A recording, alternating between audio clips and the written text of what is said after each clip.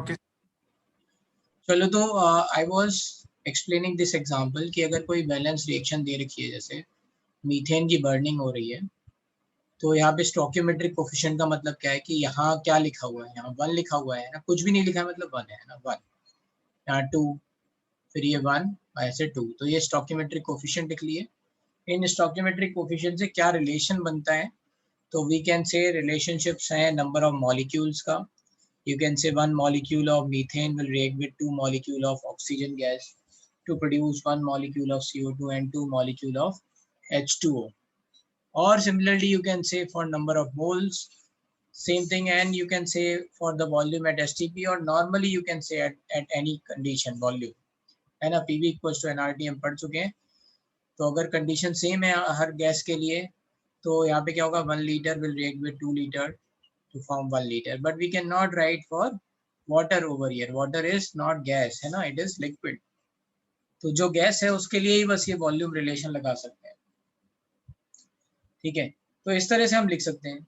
अब इससे और हमें क्या बातें पता चलती हैं, तो क्वेश्चन में क्या होगा, कई बार आपको स्टोइकियोमेट्री में जो सबसे डिफिकल्ट चीज है वो है रिएक्शन लिखना, बैलेंस की रिएक्शन लिखना। क्योंकि कई बार आपको अभी तक काफी सारे बच्चे ऐसे हैं जिनको सॉल्ट के नाम में दिक्कत होती होगी। जैसे अगर मैंने बोल दिया कि एल्यूमिनियम सल्फेट, तो दे आर कंफ्यूज कि एल्यूमिनियम सल्फेट होता क्या है ना, राइट। या फिर मैंने बोला सोडियम कार्बोनेट, तो उनमें दिक्कत आ रही है। ऐसे जो भी बच्चे हैं, है ना, जिनको ये दिक्कतें आ रही हैं, उनको प्रॉब्लम केमिकल स्टोइकियोमेट्री में रिएक्शन लिखने की है। सॉल्ट का नाम नहीं पता है, हीटिंग, देखो हर्षित ने गलत लिख दिया, aluminium sulphate is not AlSO4, ठीक है।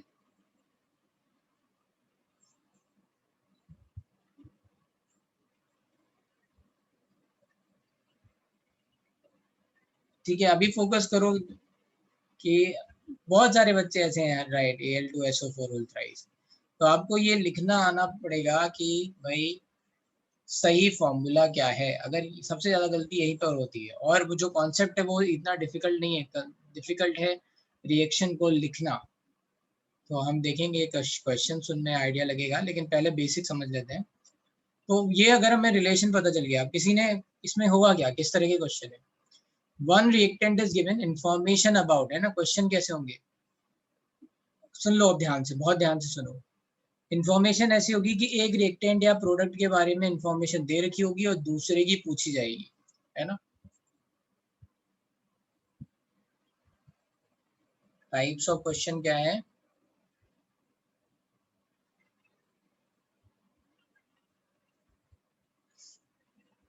इसमें आता है एक mole mole analysis,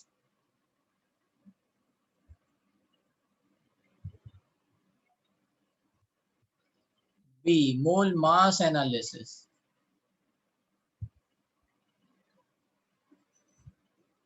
mass analysis,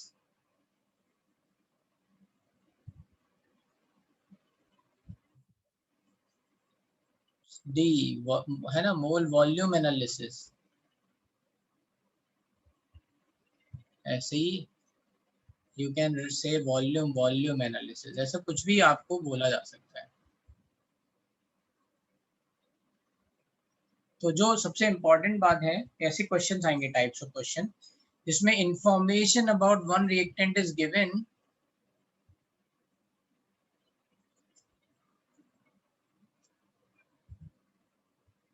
information about one reaction species is given, reaction species is given, and information about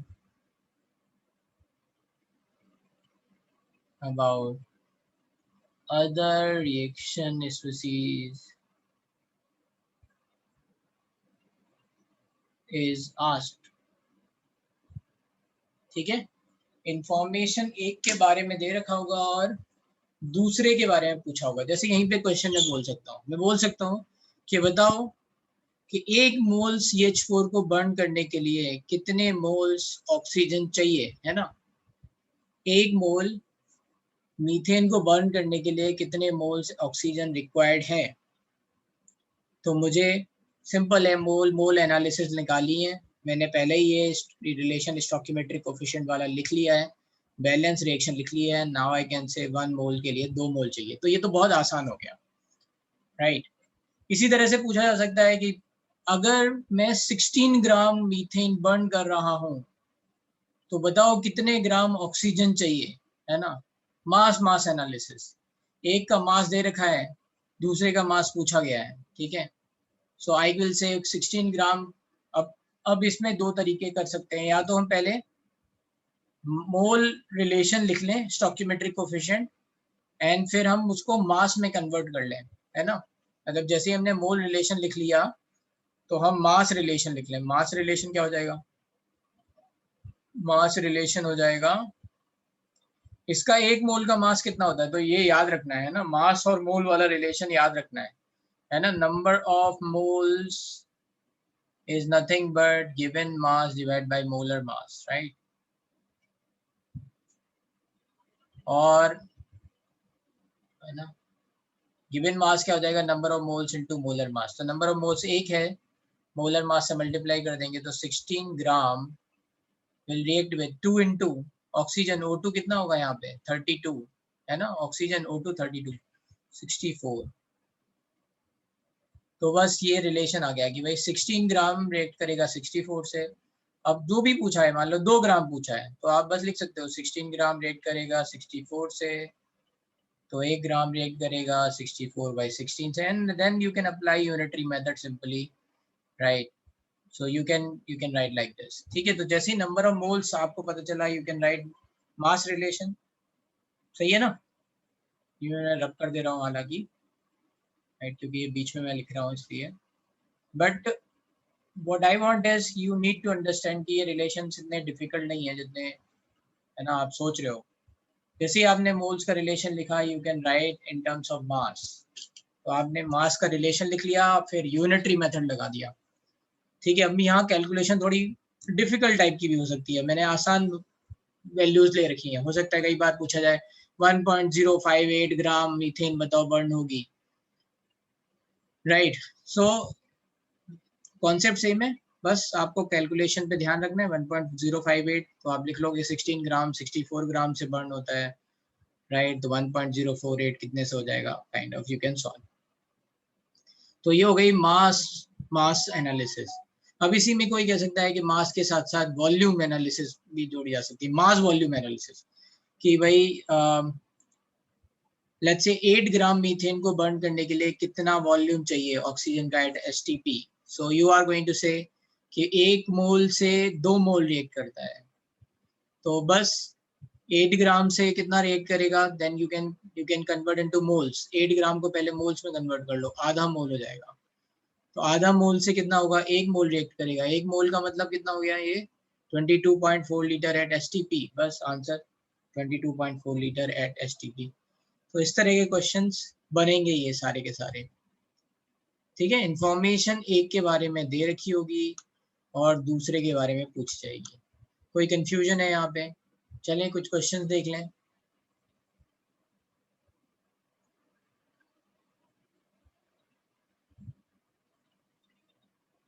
ठीक है, अब ये देखो question number 45, what quantity of limestone on heating will give 56 kilogram of CaO। तो आपको ये देखना है लाइमस्टोन की हीटिंग का मतलब रिएक्शन क्या है। चलो रिएक्शन बताओ, what quantity of limestone CaCO3 on heating will give 56 kg of CaO। Sir, CaCO3 delta triangle is it will give CaO plus CO2 plus O2. मेरे को नहीं सुनाई देता है तुम्हारी आवाज। Sir, CaCO3 on heating will give CaO plus CO2 plus O2.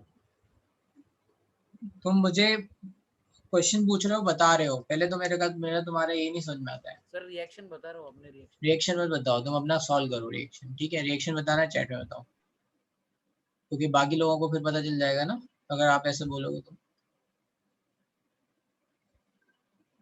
हाँ,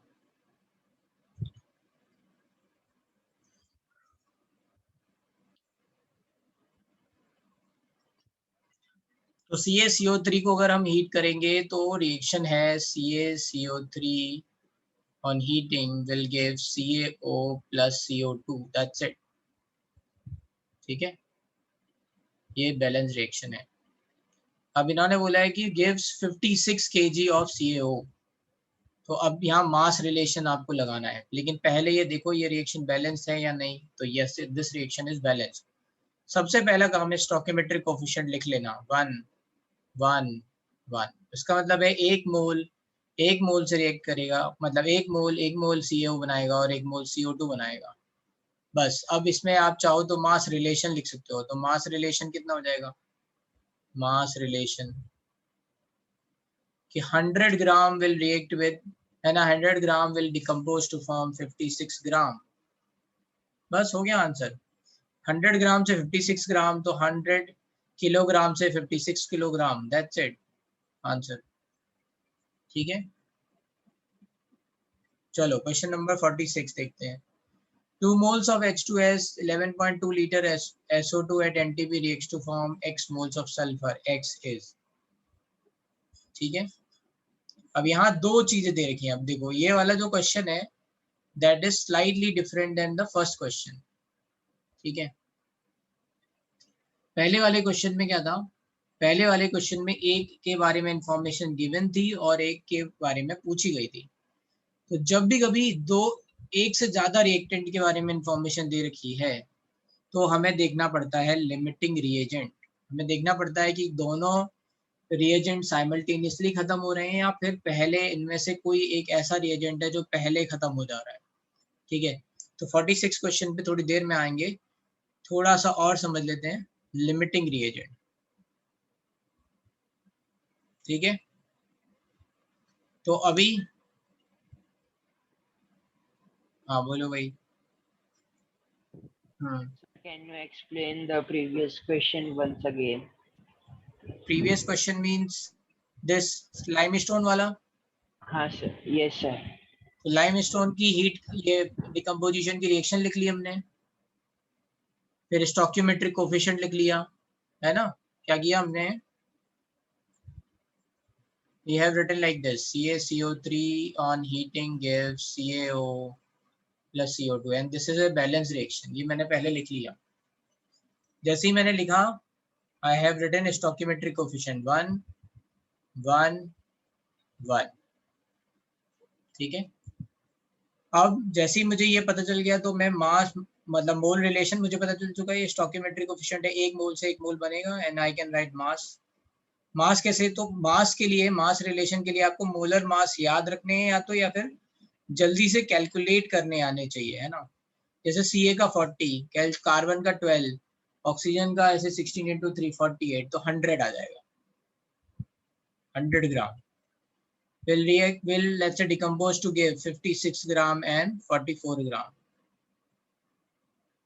ये रिलेशन आ गया मास रिलेशन, है ना। एक मोल से एक मोल ये बना, एक मोल का मास 56 है, यहाँ एक मोल का मास 44 है। समझ में आ रहा है? हाँ भाई, समझ में आ रहा है ये बात? हाँ सर।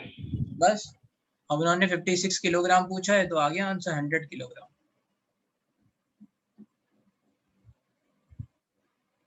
हाँ ओके सर। हेलो। हाँ हाँ, गुड इवनिंग सर। हाँ सर एक कंफ्यूजन है सर। कभी कभी रिएक्शंस में जब हीटिंग बोले रहते हैं, कभी लेफ्ट साइड पे O2 भी रहता है और कभी कभी सर ये डेल्टा सिंबल आ जाता है बीच में, तो उसके बीच में डिफरेंशिएट कैसे करते हैं? डेल्टा का मतलब होता है हीटिंग। हाँ सर वो ठीक है, लेकिन कभी कभी O2 आ जाता है ना सर, जैसे हम लोग ने तो वो बर्न है, वो बर्न कर रहे हैं, वो हीट कर रहे हैं। मतलब बर्निंग भी एक तरह से हीटिंग है but in presence of oxygen. और ये ओके इसके लिए जरूरी नहीं है ऑक्सीजन, अगर आप एब्सेंस में भी करोगे तो भी रिएक्शन हो जाएगी। ओके। तो सर हमें ये दो वर्ड समझना पड़ेगा ना, बर्निंग, कंबशन और हीटिंग। हाँ तो वो तो नॉर्मल है ना, यहाँ जरूरत ही नहीं है हमें ऑक्सीजन की।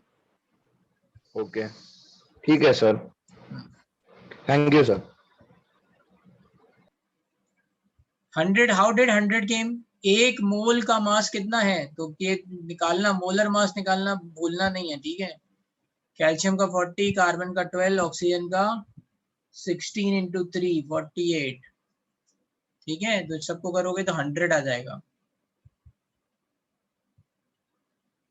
इतनी बात आ रही है समझ में? इसमें किसी को कोई दिक्कत?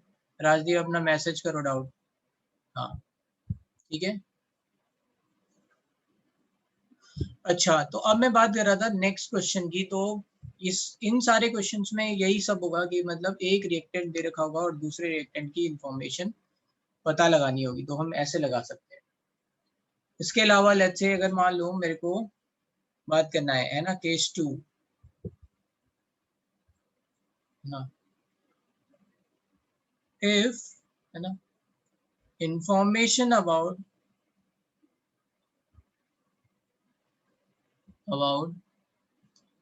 two reaction species are given.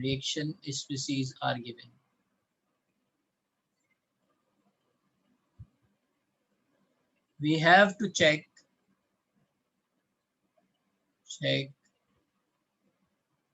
which one is limiting reagent. Which one is, we have to find, or you can say, you know, we have to find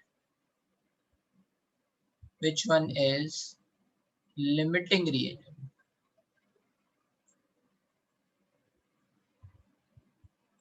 अगर रिएक्शन में दो के बारे में, क्वेश्चन में दो के बारे में दे रखा हो, जैसे यहाँ दे रखा है 2 moles of H2S and 11.2 litre SO2 है ना, तो दो रिएक्शन स्पीसीज के बारे में इंफॉर्मेशन दे रखी है और पूछा गया है कि बताओ सल्फर कितना बनेगा।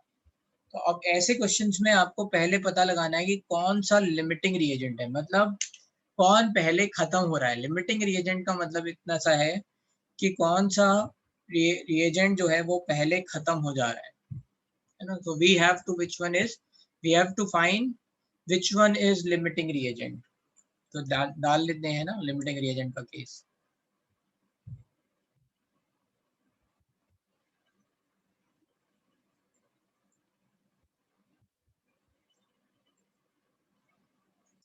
है ना, तो लिमिटिंग रिएजेंट का मतलब क्या होता है? The reagent which consume first during the reaction, or you can say है ना reagent which limits the product formation. The reagent which limits the product formation, है ना, during the reaction. अब इसको सिंपल से आप ऐसे समझ सकते हो, जैसे आप घर में चाय बना रहे हो और चाय बनाने के लिए आपके पास जो बेसिक चीजें हैं उनमें पानी और दूध है ना। अगर आपके पास दूध 1 कप है और पानी खूब सारा है, तो चाय केवल और केवल 1 कप दूध के हिसाब से बनेगी, है ना। So the milk over here is going to be limiting reagent. Milk खत्म, रिएक्शन खत्म, ठीक है, प्रोडक्ट फॉर्मेशन बंद हो गया। तो यहाँ पे क्या होगा, जो भी चीज रिएक्शन में पहले खत्म हो जाएगी या फिर वो प्रोडक्ट को कंस्ट्रेंट कर रही है प्रोडक्ट बनाने को, उसको क्या बोलेंगे? लिमिटिंग रिएजेंट, ठीक है। ठीक है, इतनी बात समझ में आ रही है? Limiting reagent, yes, reagent is जो रिएक्ट कर रहा है ना। नहीं, ये जरूरी नहीं है which is in less quantity, है ना। This is, I am not saying कि जो कम मात्रा में वो ऐसा जरूरी नहीं है ना। जैसे मैं चाय वाले एग्जांपल में शक्कर को भी ले सकता हूँ। आप शक्कर मेरे पास है ना, अगर मैंने शक्कर ले ली, शक्कर मेरे पास है खूब सारी, लेकिन मेरे पास मिल्क नहीं है, तो शक्कर मिल्क के कंपैरिजन में कम रिक्वायर्ड होती है। लेकिन यहाँ पे क्या हुआ, milk is the limiting reagent. तो ऐसा जरूरी नहीं है, वो हम देखेंगे स्टोइकियोमेट्री से कि कौन सा लिमिटिंग रिएजेंट कैसे बनेगा, वो देखते हैं। रिएक्टेंट रिएजेंट सेम बात है, ठीक है। तो इतनी बात समझ में आ रही है, राइट? तो जो ऐसा रिएजेंट, ऐसा रिएक्टेंट है ना, जो रिएक्शन में पहले खत्म हो जाए और पहले खत्म होने के बाद रिएक्शन को स्टॉप कर दे, है ना, या प्रोडक्ट फॉर्मेशन को लिमिट कर दे, है ना, उसको क्या बोलेंगे? Limiting reagent. समझते हैं थोड़ा हाउ टू आइडेंटिफाई? हाँ वही तो समझा रहे हैं, अभी रुक तो जाओ। तो ये बात समझ में आ गई कि इसमें जो पहले खत्म हो रहा है वही प्रोडक्ट को रेस्ट्रिक्ट कर रहा है, प्रोडक्ट का अमाउंट लिमिटिंग रिएजेंट पे डिपेंड कर रहा है, ना कि अनदर जो दूसरा जो बच जाएगा उसको क्या बोलेंगे? एक्सेस रिएजेंट, है ना। तो यहाँ पे ये भी लिख सकते हैं एक्सेस रिएजेंट,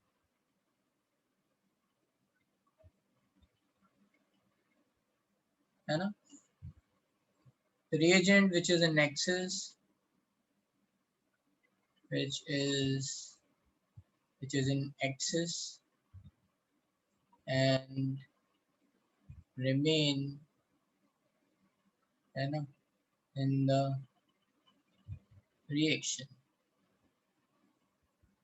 तो उसको क्या बोलेंगे? Access reagent.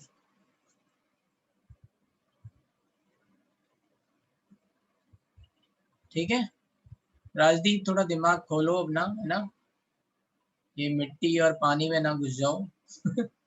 ये बैठ के कीचड़ बना रहा है। अभी जो समझा रहे हैं तुमको, है ना, wait. Okay, so the reagent which is in excess and remain in the reaction, that is going to called as excess reagent.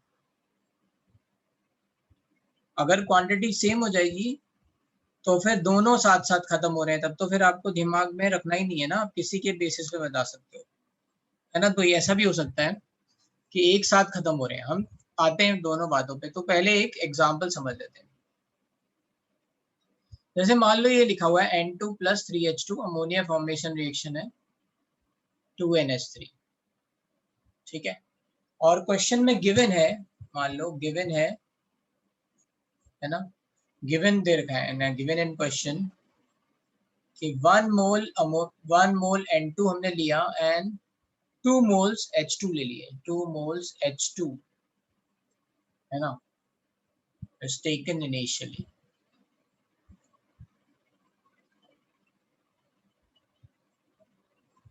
Two moles H2 is taken initially, है ना। और हमसे पूछा गया है कि फाइंड, है ना, moles of ammonia form, let's say ये पूछा गया है हमसे, राइट। मान लो ये क्वेश्चन है, तो हमने सबसे पहले क्या लिखा कि हमने लिखा N2 जो है वो H2 के साथ रिएक्ट करके एक बैलेंस रिएक्शन लिख ली, N2 + 3H2 yes 2NH3, and the moment we have written, so we can write the stoichiometric coefficient, we can write N2 + 3H2 gives 2NH3। तो हमको stoichiometric coefficient पता चल गया 1, 3 and 2, ठीक है, ये हमें पता चल गया। इसका मतलब क्या है? हमें ये रिलेशन पता चला कि 1 मोल 3 मोल से रिएक्ट करेगा, 1 मोल किससे रिएक्ट करेगा? 3 मोल से रिएक्ट करेगा और 2 मोल बनाएगा। इसका मतलब ये है कि अगर हमने क्वेश्चन में 1 मोल 3 मोल दोनों एक दिए होते हैं ना, 1 मोल के साथ 3 मोल हाइड्रोजन दिया होता, तो ये दोनों एक साथ खत्म हो जाते, साइमल्टेनियसली दोनों एक साथ खत्म हो जाते और 2 मोल अमोनिया बन जाता। समझ में आया? अगर क्वेश्चन में ऐसा दे रखा होता कि 1 mole N2 and 3 mole H2, तो दोनों एक साथ खत्म होते। बट क्वेश्चन में क्या दे रखा है? क्वेश्चन में दे रखा है 2 मोल ऑफ H2, ठीक है। तो 1 मोल को खत्म करने के लिए, 1 मोल N2 को खत्म करने के लिए 3 मोल हाइड्रोजन चाहिए, एंड क्वेश्चन में दे रखे हैं 2 मोल। तो बताओ पहले कौन खत्म होगा, नाइट्रोजन या हाइड्रोजन?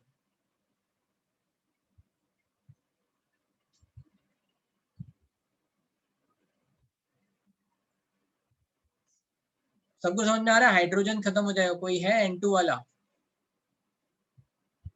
भाई 1 मोल नाइट्रोजन रिएक्ट करता है 3 मोल से, 1 मोल को खत्म करने के लिए 3 मोल चाहिए, 3 मोल हाइड्रोजन चाहिए। हमने दे रखे हैं 2 ही मोल, है ना। इसका मतलब क्या है? इसका मतलब ये है कि 2 मोल हाइड्रोजन खत्म हो जाएंगे और अभी भी नाइट्रोजन बच जाएगा, नाइट्रोजन नहीं खत्म होगा। नाइट्रोजन का पूरा 1 मोल तब खत्म होता अगर हमने 3 मोल हाइड्रोजन दिया होता तो, राइट। और हमने क्वेश्चन में दे रखे हैं 2 मोल। इसका मतलब क्या है कि एक रिएजेंट हाइड्रोजन पहले खत्म हो गया, अभी, है ना, नाइट्रोजन खत्म नहीं हुआ है ना, हाइड्रोजन खत्म हो गया। समझ में आया? तो हाइड्रोजन क्या हो गया, लिमिटिंग रिएजेंट। फिर से सुनो ध्यान से, आपको याद ये रखना है कि ये जो क्वेश्चन में दे रखा है ये इंफॉर्मेशन, है ना, ये अबाउट मोल्स है। इसको आप स्टोइकियोमेट्री में कन्वर्ट करने की कोशिश ना करें। एक पहले से मैं यहाँ पे डिस्क्लेमर दे रहा हूँ। कई बार लोग कहते हैं कि जो क्वेश्चन में 1 मोल 2 मोल दे रखा होता है उसके हिसाब से वो क्वेश्चन लिख लेते हैं ऐसे, 1 मोल N2 दे रखा है इसका मतलब N2 लिख लेंगे, और 2 मोल H2 लिखा हुआ है तो 2 मोल H2 लिख देंगे ऐसे। ये 10th में कई जगह समझाया जाता है इस तरह से, और फिर जैसे ही ये समझाया जाता है तो कहानी यहाँ पूरी खत्म, बर्बाद हो जाएंगे, है ना। तो जिन लोगों ने ऐसे सीखा है वो ऐसे ना सीखें, है ना, कि अगर मान लो हमने 1 मोल यहाँ दे रखा है और 2 मोल यहाँ दे रखा है तो उन्होंने रिएक्शन में ऐसे लिख दिया 1 मोल N2 2 मोल H2, अब NH3 बना रहे हैं बैठ के। ठीक है, पहले तो ये डिस्क्लेमर है, राइट। इस पे इस तरह से नहीं करना है, इसीलिए मैंने बोला कि chemical reaction, balance chemical reaction लिखना सीखना है ना। क्या लिखना सीखना है, बैलेंस केमिकल रिएक्शन लिखना सीखना है खुद से।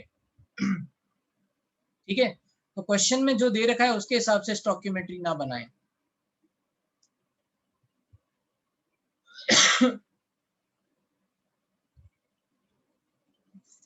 अब जैसे ही हमने ये लिख लिया तो हमें ये पता चल गया कि स्टोइकियोमेट्री क्या है, 1 3 एंड 2। इसका मतलब कि इसके 1 मोल से 3 मोल रिएक्ट करेगा, है ना, और 2 मोल फॉर्म होगा। ये एक रिलेशन मिल गया आपको। अब देखते हैं क्वेश्चन में क्या गिवन है। क्वेश्चन में गिवन है 1 mole N2 and 2 mole hydrogen. ठीक है, तो अब क्या करेंगे, 2 मेथड है। पहला मेथड यूनिटरी मेथड है, फ्रॉम यूनिट, है ना, फ्रॉम यूनिटरी मेथड।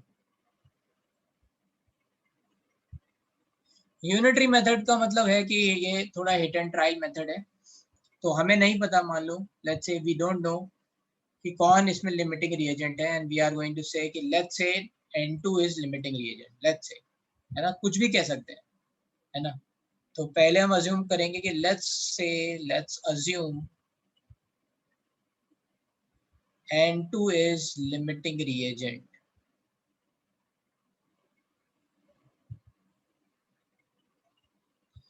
ये तुमने अज्यूम किया है ना, let's assume, hit and trial method है। पहले हम कुछ अज्यूम करेंगे, देन वी विल चेक कि हमने जो अज्यूम किया वो सही है या नहीं है। अगर हमने अज्यूम किया वो सही नहीं है तो हम अपनी जो भी अजम्पशन है उसको चेंज कर देंगे। ठीक है, इतना समझ में आ रहा है? जो 2-3 बातें मैंने अभी डिस्क्लेमर बताया वो भी समझ में आ रहे हैं, इसमें किसी को कोई कंफ्यूजन तो नहीं है? क्वेश्चन में नंबर ऑफ मोल्स क्या दे रखे हैं उसके हिसाब से स्टोइकियोमेट्री अपने डिसाइड नहीं करना है। स्टोइकियोमेट्री डिसाइड कैसे करना है, by balancing the chemical reaction. ठीक है, स्टोइकियोमेट्रिक कोफिशिएंट कैसे डिसाइड करने हैं, by balancing the stoichiometric coefficient. हाँ बोलो भाई राजदीप। सर लिमिटिंग रिएजेंट मतलब जो पहले खत्म हो जाएगा ना?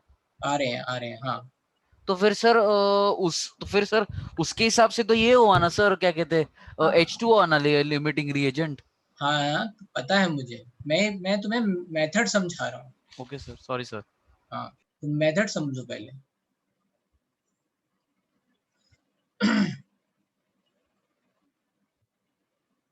बेटा you have to balance atoms over here, है ना। आपने N2 लिखा है तो 2 नाइट्रोजन है तो आप यहाँ 2N लिखोगे, है ना। जब बैलेंस रखोगे रिएक्शन तो 3 अपने आप यहाँ आएगा। जब यहाँ 2 नाइट्रोजन NH3 ऐसे लिखोगे और 2 टाइम्स कर दोगे तो हाइड्रोजन कितने हो गए, 6।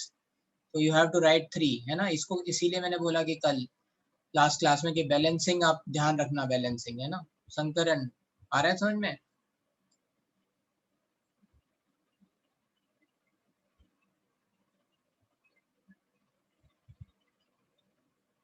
सर वो भी मुझे नहीं समझ में आया क्या बोल रहे हो।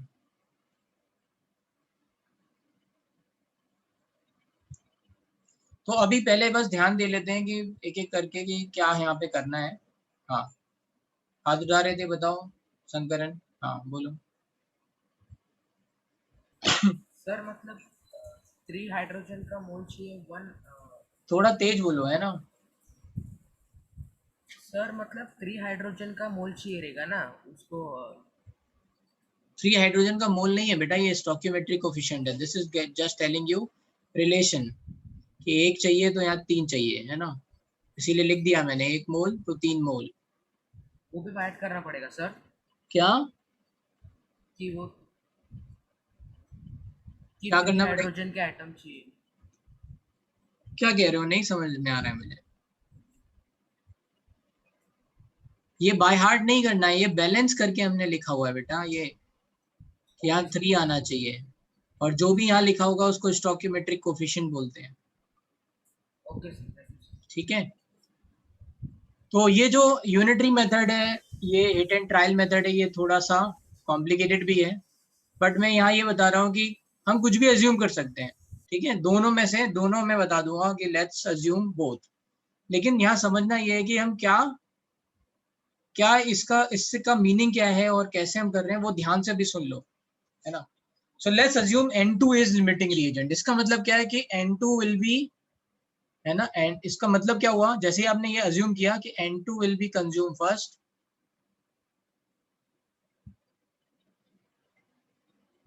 इसका मीनिंग ये है। और इसका मीनिंग ये है कि H2 is access reagent, hence, है ना, H2 विल बी रिमेन, है ना। ठीक है, इसका मतलब ये है।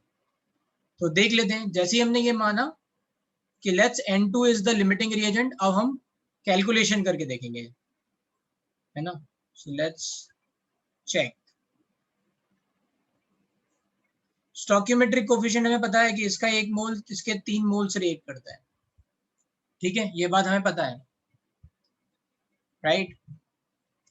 तो अगर हमारी बात सही है, अगर हमारी बात सही है जो हमने माना है ना, बहुत ध्यान से सुनना ये बात। जो हमने माना है अगर वो बात सही है, तो यहाँ पे होना ये चाहिए था कि N2 पूरा खत्म हो जाना चाहिए था, और हाइड्रोजन जो है वो बचा होना चाहिए था। मतलब हमने जो, है ना, क्वेश्चन में गिवन है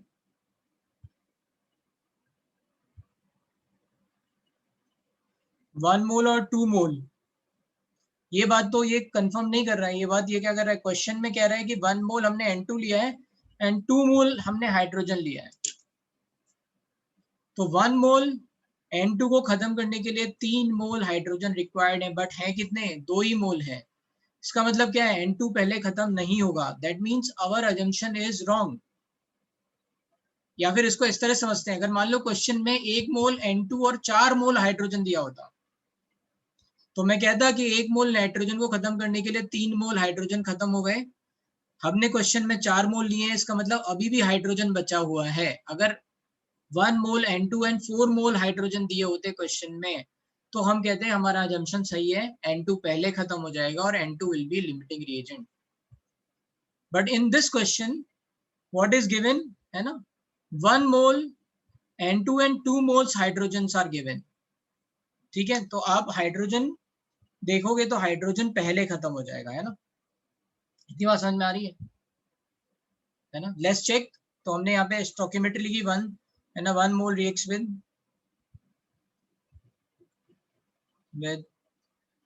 3 मोल हाइड्रोजन, है ना। 1 मोल रिक्वायर्ड, लेट्स से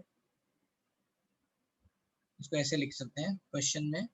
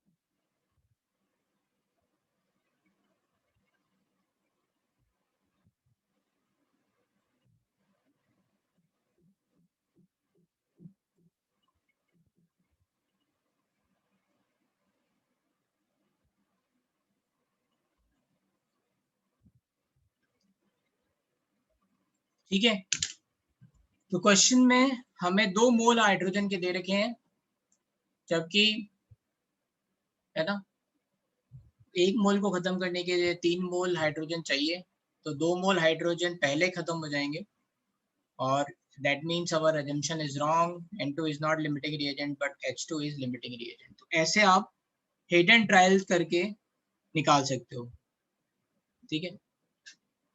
अगर मान लो किसी ने उल्टा मान लो अज्यूम किया होता है ना, लेट्स है ना somebody has assumed H2 is limiting reagent, है ना, तो कैसे चेक करते हैं? इतनी बात समझ में आ रही है? इसमें कंफ्यूजन तो नहीं हो रहा है? क्योंकि मैं बार बार एक ही बार बोल रहा हूँ, इसलिए हो सकता है।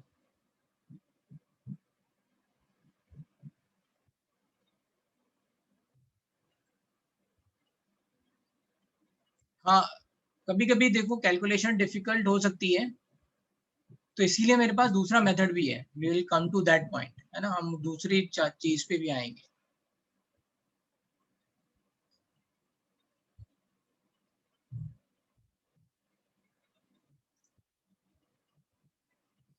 हाँ, so we are proving by contradiction, right. हम पहले हमने कुछ माना, फिर हमने देखा कि जो माना था वो सही है या नहीं, नहीं सही है, तो फिर हमने अपना स्टेटमेंट चेंज कर दिया।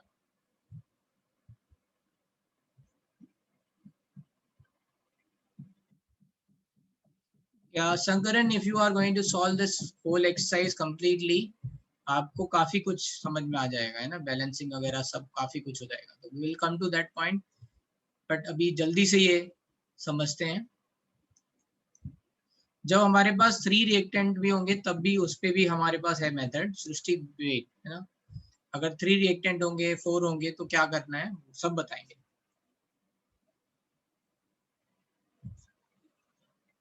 ठीक है, तो ये हम लेट्स से हम क्या लिख रहे हैं,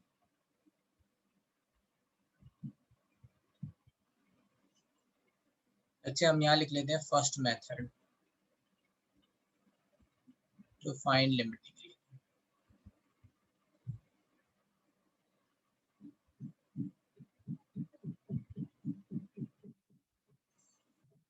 सेकंड मेथड रिलेटिवली आसान है, तो पहले ये देख लेते हैं, ठीक है। हाँ, if someone has, है ना, if someone has assumed as hydrogen H2 is limiting reagent, hydrogen is limiting reagent, तो क्या करेंगे, फिर से रिएक्शन लिखेंगे, N2 plus 3H2 gives 2NH3, stoichiometric coefficient क्या है 1, यहाँ पे 3 and 2, इसका मतलब है 3 मोल्स 1 से रिएक्ट करता है, तो 1 मोल 1/3 से रिएक्ट करेगा, तो 2 मोल 2/3 से रिएक्ट करेगा, ठीक है। तो इस 2 मोल के हिसाब से हमने निकाल लिया कि भाई 2 मोल को रिएक्ट करने के लिए 2/3 है। नाउ यू कैन से, है ना, hence 2 mole H2 will react with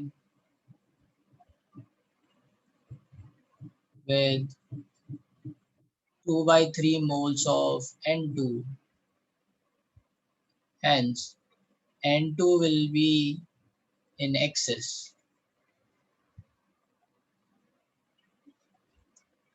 है ना। N2 कितना था, N2 1 मोल दे रखा था, रिएक्ट कितना करेगा, 2/3 रिएक्ट करेगा, तो बच जाएगा, राइट। 2 मोल ऑफ H2 से 2/3 moles of N2 he react करेगा, तो क्या हुआ, N2 is going to be in excess, N2 will be in excess, and our assumption is correct.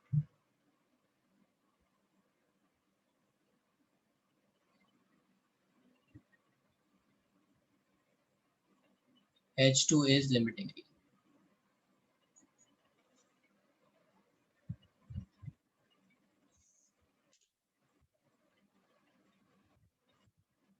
Yes, this is in the continuation of unitary method. पहले मैंने बहुत आसान values ली थी ना, तो आपको आसानी से समझ में आ रहा था कि H2 लिमिटिंग रिएजेंट है, बट जब आप क्वेश्चन स्टार्ट करोगे तो हर बार आपको थोड़ी ना पता होगा, your assumption can be wrong also ना, इसलिए मैंने दोनों मान लिए, ठीक है, तो आपको करना क्या है, आपको बस यही चेक करना है कि जो भी आपने लिमिटिंग रिएजेंट माना है वो एक्सेस में बच गया है या पूरा खत्म हो गया है, बस, है ना। अगर हमने N2 लिमिटिंग रिएजेंट माना था तो हमें बस ये चेक करना था कि N2 के एक मोल को खत्म करने के लिए H2 हमारा बचा हुआ है या फिर H2 क्या कहते हैं कम पड़ रहा है, क्या हो रहा है ना, इसके हिसाब से।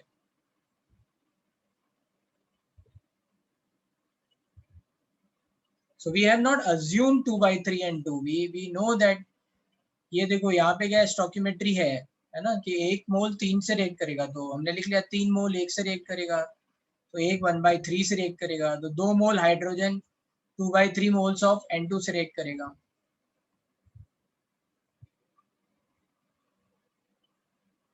ठीक है, 2/3 मोल्स है ना, 2 मोल हाइड्रोजन को खत्म करने के लिए तो 2/3 मोल्स ऑफ नाइट्रोजन रिक्वायर्ड होंगे, है ना। बट आपने क्वेश्चन में कितना दे रखा है, आपने 1 मोल दे रखा है, इसका मतलब क्या हुआ कि बच जाएगा आपका नाइट्रोजन, हाइड्रोजन पूरा खत्म हो गया, नाइट्रोजन बच गया। So hence nitrogen N2 will be in excess and our assumption is correct. Sir sir तो फिर आपने पहले 3H2 को लिमिटिंग रिएजेंट माना, तो फिर सर वो क्वेश्चन में दी हुए आंसर निकालने के लिए पहले आपने 1 मोल का निकाला ना, कि 1 मोल कितना खत्म कर सकता है N2 को, तो फिर सर फिर आपने उसके बाद क्वेश्चन में दिया है 2 मोल, फिर आप इजीली आप 2 मोल का निकाल पाए कि 2 मोल कितना खत्म कर पाएगा। करेक्ट। सर वो नीचे का लिखने दीजिए ना। हाँ सर, और एक डाउट सर, वो आपने वो कैल्शियम का वो दिया था ना, वो प्रीवियस क्वेश्चन एकदम स्टार्टिंग सर, पर आपने तो ग्राम में निकाला था, उधर क्वेश्चन में तो किलोग्राम किलोग्राम में लिख लेंगे ना भाई। हमें ये बोलूं कि अगर ये बताओ एक आम 2 रुपए का आता है, तो है ना, तो 100 आम के लिए रिलेशन लिख सकते हो। Yes sir. तो बस वहां पे हमने ये रिलेशन लिख लिया कि भाई 100 ग्राम से 56 ग्राम बना, तो 100 किलोग्राम से 56 किलोग्राम बन जाएगा। सर तो फिर सर कोई आपने कन्वर्जन नहीं किया ना, मतलब जैसे अरे जीएमएम या मतलब फिर? मैंने लॉजिक लगाया, अब तुम देख लो तुम्हें कन्वर्जन करना है क्या करना है, ठीक है। ग्राम और किलोग्राम तो डायरेक्ट है ना। हाँ, 1 किलोग्राम इज इक्वल टू 1000 ग्राम। हाँ,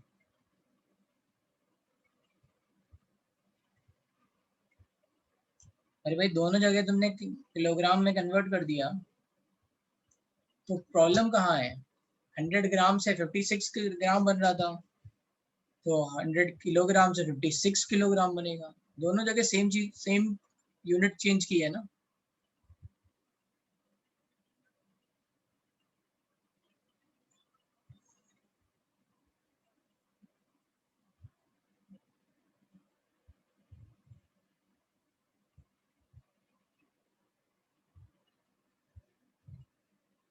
ठीक है चलो, अब ये तो था थोड़ा सा डिफिकल्ट वाला पार्ट आई थिंक, है ना। लेकिन ये हिट एंड ट्रायल मेथड अगर मान लो आपको समझ में आ जाता है तो काफी इजी रहता है। फिर भी जिन लोगों को ये नहीं समझ में आया उनके लिए दूसरा मेथड है।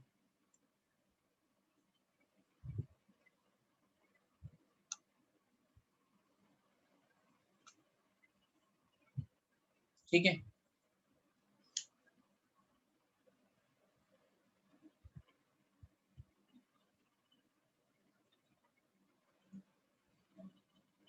Second method to find limiting reagent, और हम यहाँ पे क्या लिख लेंगे, रिएक्शन लिख लेंगे N2 + 3H2 gives 2NH3,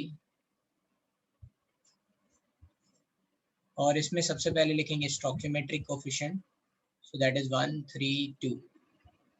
फिर लिखेंगे moles given in question, we are going to write 1 and 2, and then we are going to write moles divided by stoichiometric coefficient। ठीक है, तो यहाँ पे ये कितना हो जाएगा 1/1, और यहाँ पे हो जाएगा 2/3, है ना। ये निकालेंगे moles divide by stoichiometric coefficient, whichever is minimum that is our limiting reagent, है ना। तो इसमें याद रखना है रेशियो उल्टा नहीं कर देना है ना, moles divide by stoichiometric coefficient निकालना है, moles divide by stoichiometric coefficient whichever is minimum,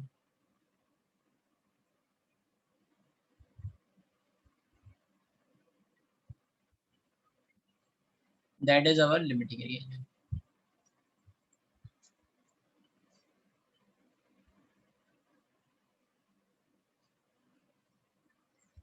ठीक है, बहुत आसान है। स्टोइकियोमेट्रिक कोएफिशिएंट लिखना है, moles given in the question 1 and 2, moles divide by stoichiometric coefficient, जो भी कम आएगा वही हमारा लिमिटिंग रिएजेंट हो जाएगा। एनी मेथड इज रिकमेंडेड, मेरे हिसाब से जो तुम्हें सही लगे जस्ट सॉल्व अकॉर्डिंगली। ठीक है, अब यहाँ पे क्या होता है, जैसे ही आपको ये पता चल गया तो आप यहाँ पे प्रोडक्ट फॉर्मेशन, जैसे लिमिटिंग रिएजेंट आपको पता चल गया है ना, now we will calculate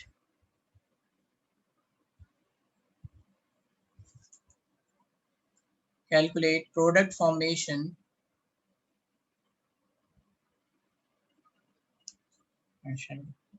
according to limiting reagent।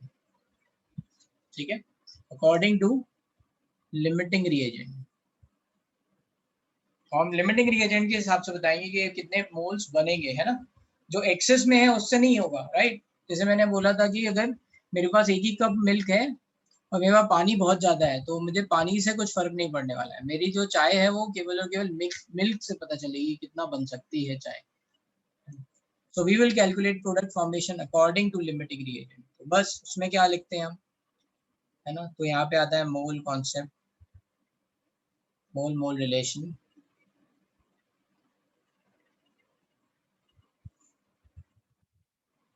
moles of N2 reacted divided by stoichiometric coefficient of N2 is nothing but moles of H2 reacted divided by stoichiometric coefficient of H2 equals to moles of NH3 formed divided by stoichiometric coefficient of NH3। ये relation है, इसको बोलते हैं मोल मोल relation. अब ये किसी के लिए भी लगाया जा सकता है, तो हम we are going to apply for, है ना, hydrogen and ammonia, hydrogen limiting reagent and ammonia के बारे में पूछा गया है, सो दैट्स इट। तो moles of hydrogen reacted is 2, stoichiometric coefficient 3 equals to moles of NH3 form हमें निकालना है, let's say x, stoichiometric coefficient is 2, तो x की वैल्यू हो गई 4/3।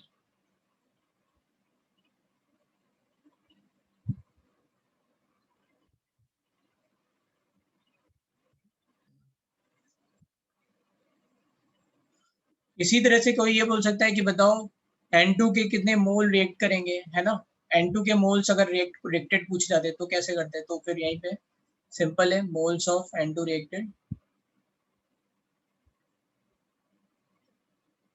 डिवाइड बाय स्टोइकियोमेट्रिक कोएफिशिएंट 1, 2/3 ये ऑलरेडी है, इससे आ जाता 2/3। तो मोल्स ऑफ, अगर ये भी पूछा जाता मोल्स ऑफ N2 रिमेन ना, रिमेन आफ्टर रिएक्शन, तो हम लिखते हैं इनिशियल माइनस, है ना, मोल्स ऑफ N2 रिएक्टेड।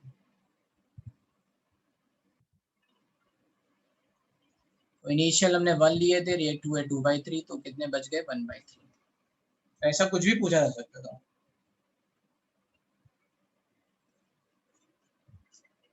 ठीक है, तो ये आ गया आपका मोल मोल रिलेशन से। ठीक है, इस तरह से हम निकाल सकते हैं।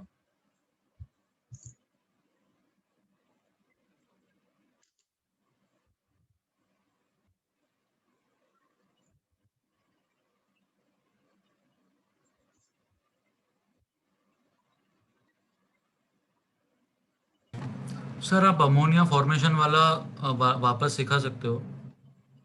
अमोनिया फॉर्मेशन वाला मतलब सर इधर प्रोडक्ट फॉर्मेशन कितना मोल का होगा वो हम दिखा रहे थे। यही तो लिखा है यहाँ पे 4/3। सर मतलब वो कैसे आया? तो यहाँ पे लिखा मोल्स ऑफ हाँ H2 sir. Reacted 2, stoichiometric coefficient 3, yes sir. Moles of NH3 form x हमने निकालना है, डिवाइड बाय 2, x की वैल्यू कितनी आ गई 4/3। या फिर आप यूनिटरी मेथड भी लगा सकते हो, है ना। आप ये बोल सकते हो कि है ना, और है ना, यहाँ पे आप बोल सकते हो कि 3 से रेट करेगा तो बनेगा 2, तो 2 से रेट करके बनेगा 2/3 into 2, 4/3 direct. Okay sir, thank you.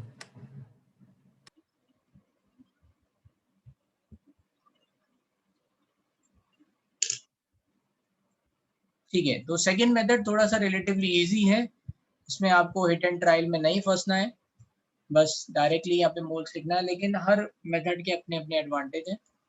Limiting reagent के लिए आप ये वाला लगा लो, है ना, और फिर जल्दी से ये वैल्यू तो आपने यहाँ निकाल ही रखी है 2/3 वैल्यू जो भी मिनिमम आएगी, तो बस आपको ये दूसरा वाला वैल्यू लिखना है डायरेक्टली और यू कैन कैलकुलेट।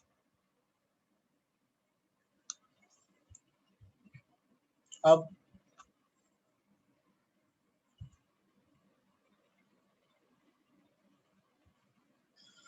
ठीक है, इतना समझ में आ रहा है ये क्या किया था। ये यूनिटी मेथड भी लगा सकते हैं ऐसे कि 3 मोल से 2 मोल बनते हैं तो 2 से कितने बनेंगे, है ना, then you can calculate directly from here.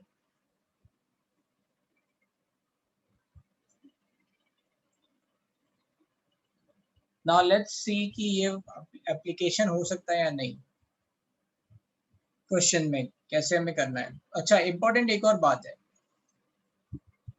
जब भी आप ये लगा रहे हो तो आपको मोल्स में कन्वर्ट करना है सब कुछ को। तो जो अभी हम क्वेश्चन करने जा रहे हैं उसमें वॉल्यूम दे रखा था एसटीपी पे, then you have to convert, है ना, बहुत जल्दी से आपको आना चाहिए कि वही वॉल्यूम एट एसटीपी दे रखा है तो उसे वॉल्यूम को मोल्स में कैसे कन्वर्ट करेंगे, how we are going to convert volume into moles.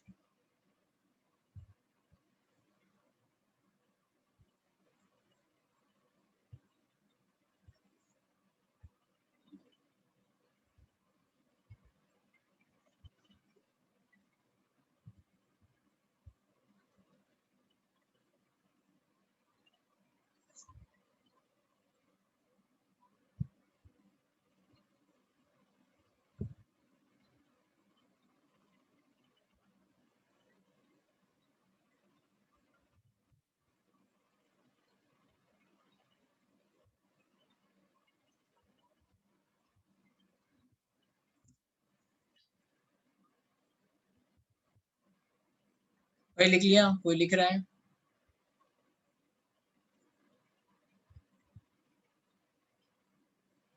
सो आकाश, हमने लिमिटिंग रिएजेंट यहाँ पे यूज किया है ना।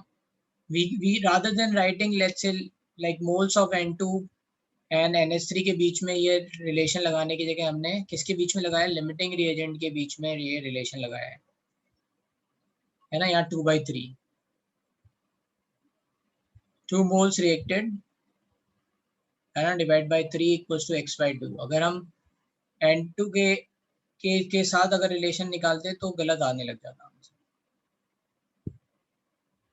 So final answer is 4/3।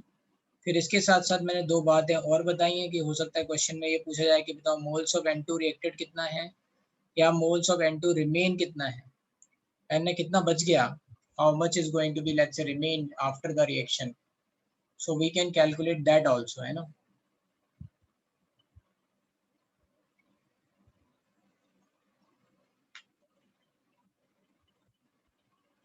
तो मैं क्या करूंगा, मैं ज्यादातर क्वेश्चंस में दोनों मेथड आधे आधे यूज करता हूँ। लिमिटिंग रिएजेंट को निकालने के लिए मुझे ये मेथड ज़्यादा आसान लगता है, बहुत आसानी से ये राइट आप moles divide by stoichiometric coefficient करो, whichever is minimum you can apply limiting reagent and after that I apply unitary method.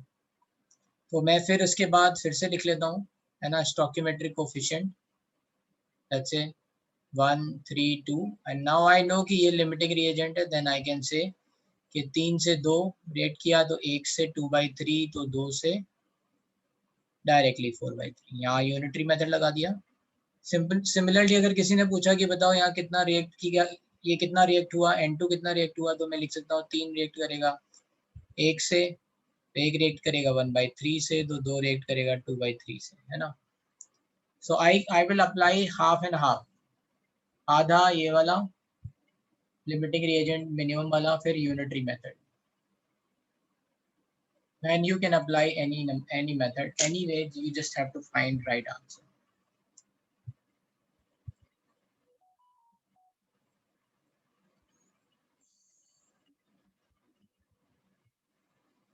ठीक है, चले आगे।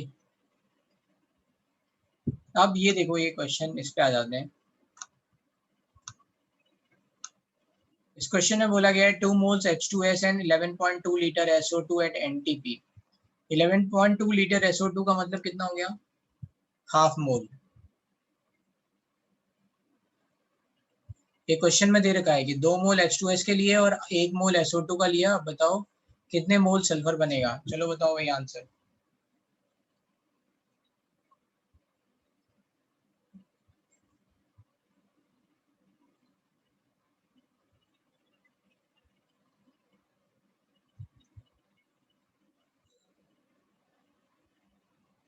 Just make sure कि ये रिएक्शन बैलेंस है। Yes, ये रिएक्शन बैलेंस है। Now you can write stoichiometric coefficient 1, 2 and 3 and 2. We have to write moles divided by stoichiometric coefficient. तो मोल्स कितने दे रखे हैं? H2S के 2 दे रखे हैं और इसका आधा दे रखा है, तो ये मिनिमम हो गया। So SO2 is limiting reagent. Now you can write 1 से बनाता है 3, आधे से बनाएगा 1.5 और answer. That's it.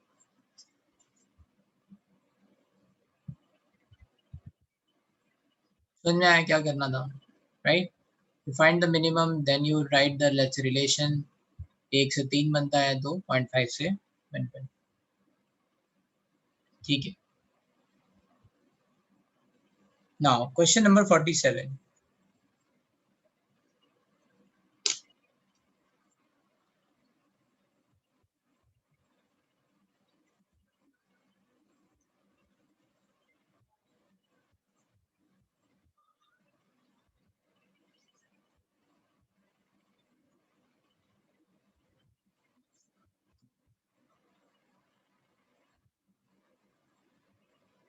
Eleven 11.2 litre कितना होगा? 11.2 लीटर इज आधा मोल। 22.4 लीटर कितना होता है? 1 मोल। तो 11.2 लीटर आधा मोल।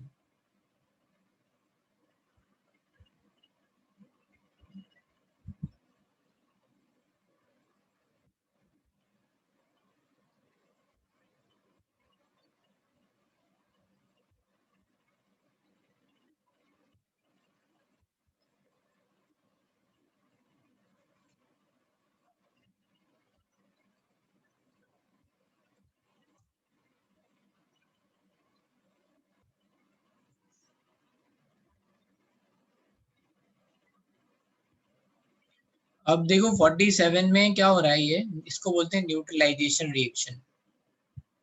एसिड और बेस की रिएक्शन होगी।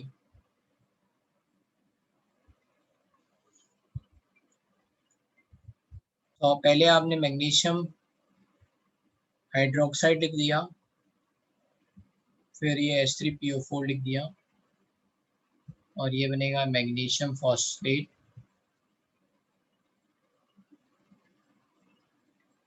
तो यहाँ पे मैग्नीशियम के लिए क्या होगा? यहाँ पे 3 and 2, ठीक है,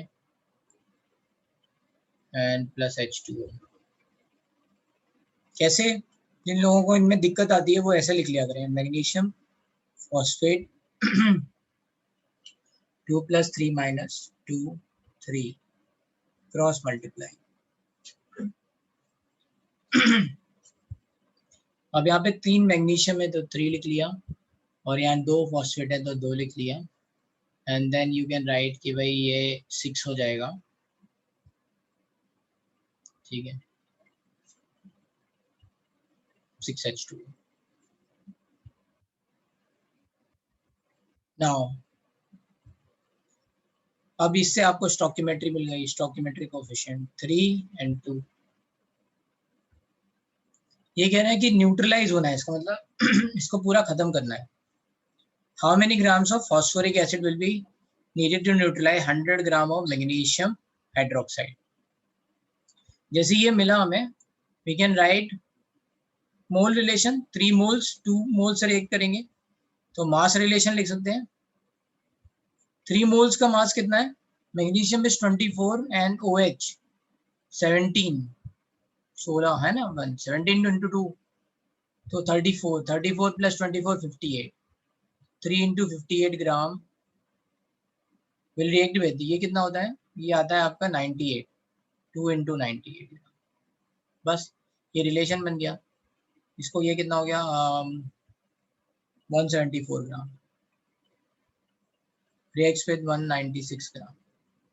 बस 1 gram will react with 196 divided by 174 तो 100 gram will react with 196 into 100 divided by 174।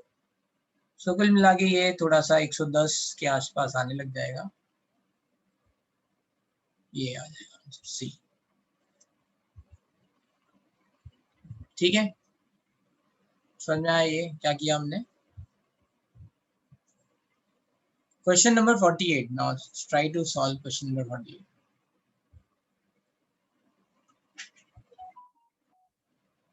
तो इनने इसमें फिर से देख लेते हैं जब तक आप क्वेश्चन नंबर 48 देख रहे हैं।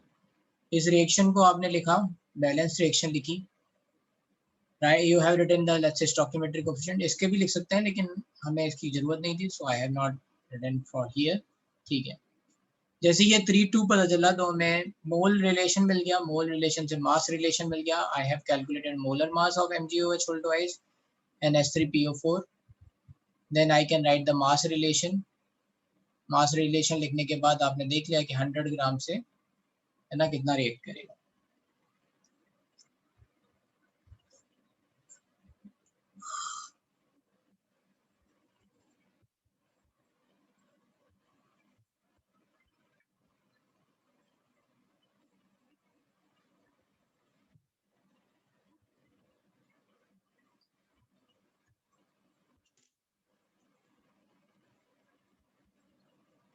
जल्दी से बताओ 48।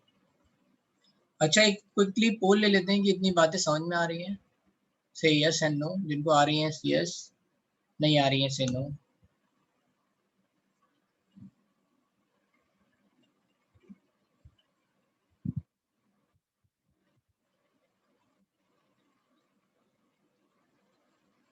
काफी लोग हैं जिनको नहीं आ रहा है समझ में, तो मैं ऐसा करता हूँ, मैं फिर से ये क्वेश्चन सॉल्व कर देता हूँ।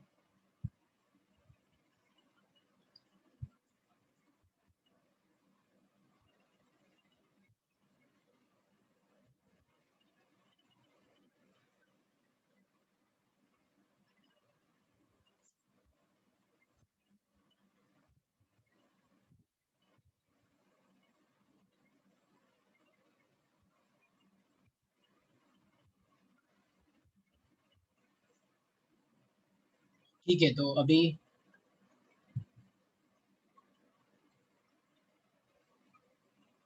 कुछ 20-22 लोगों को ये नहीं समझ में आया। लेट्स है ना उनको दोबारा समझा देते हैं।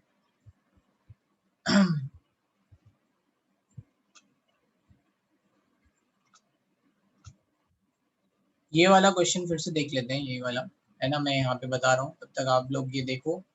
2 मोल्स ऑफ मेथनॉल है, इनको कम्प्लीटली बर्न किया है ऑक्सीजन CO2 एंड वाटर में, और पूछा है कि कितना वाटर बनेगा। मतलब केवल और केवल बैलेंस रिएक्शन लिखनी है।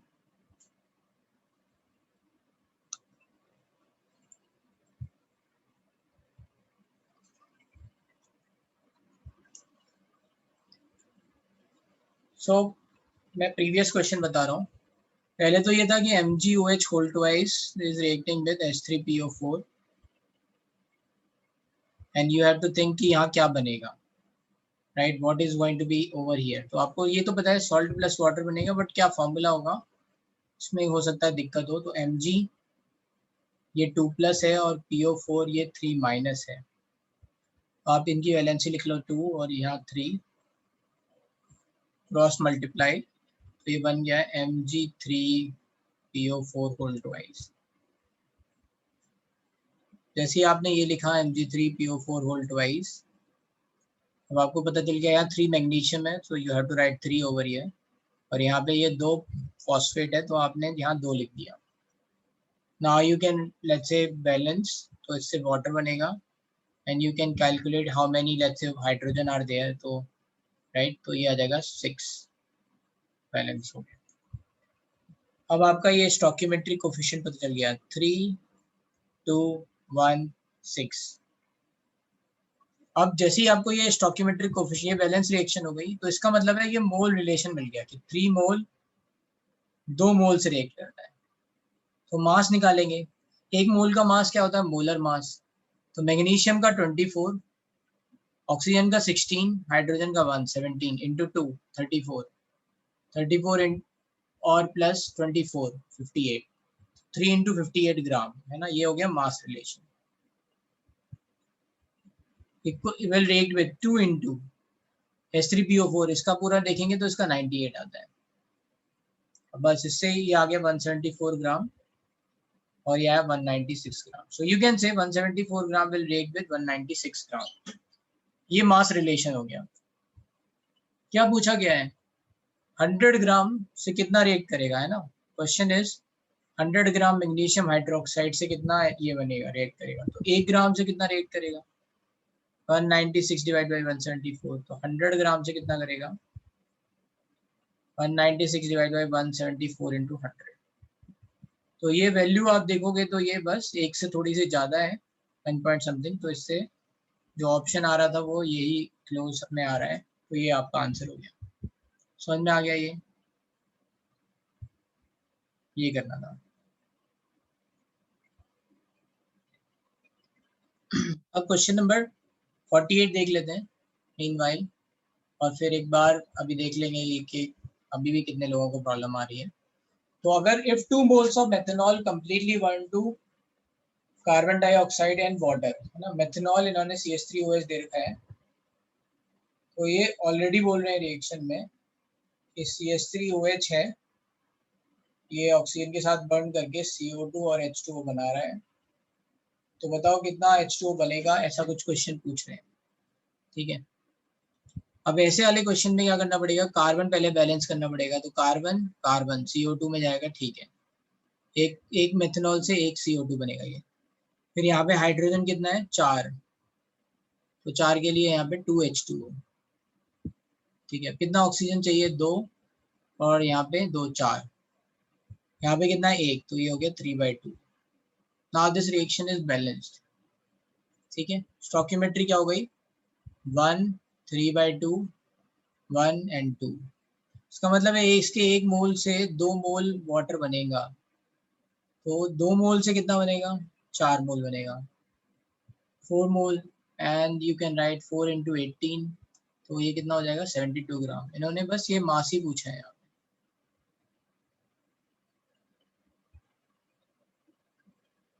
The weight of water formed is about 72 ग्राम. ठीक है. चलो ये वाला क्वेश्चन देखते हैं 50.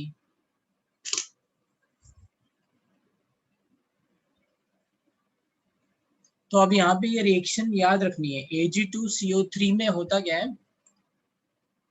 Ag2CO3 जैसे CaCO3 में CaO बनता है, तो पहले इसमें Ag2O बनता है और Ag2O और फिर हीट होके Ag में कन्वर्ट हो जाता है. तो ये रिएक्शन में लिख देता हूँ question number 50.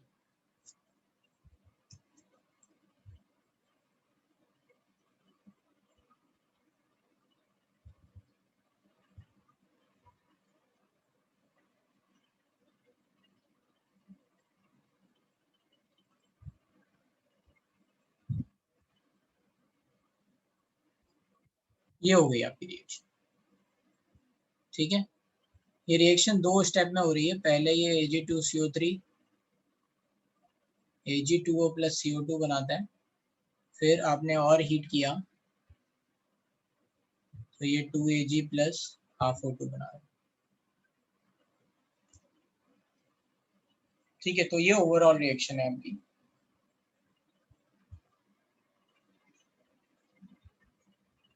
And Ag is the residue. हाँ, बाकी सब तो गैसेस हैं तो ये निकल जाएंगी.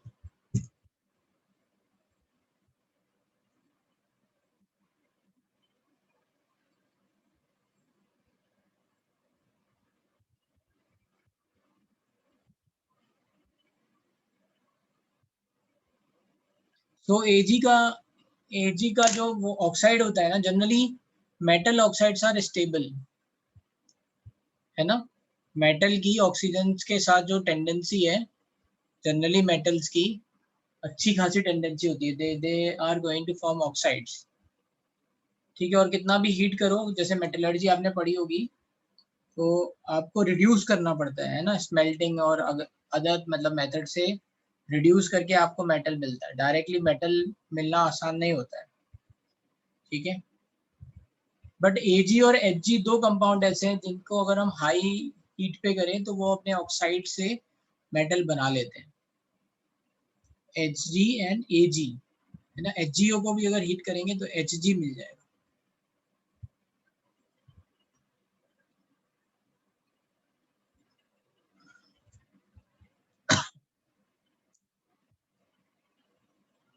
रिएक्शन बैलेंस करके देखो, आपको हाउ का आंसर मिल जाएगा, ठीक है। तो क्वेश्चन ये है 2.7 ग्राम Ag2CO3 है, on being heated strongly yields से रेसिड्यू मतलब Ag का वेट बताना है, बता दो भाई।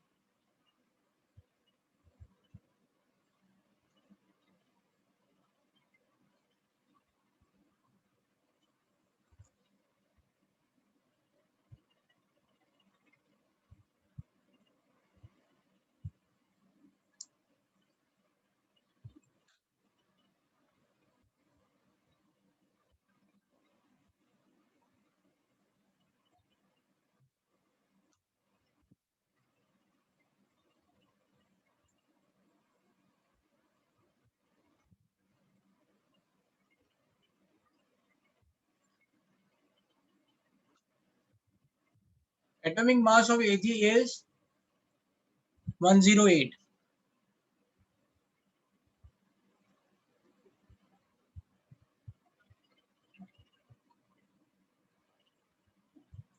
तो CO3 का कितना होता है? CO3 is let's say 60 और ये हो गया Ag2, तो 216 और 60 276।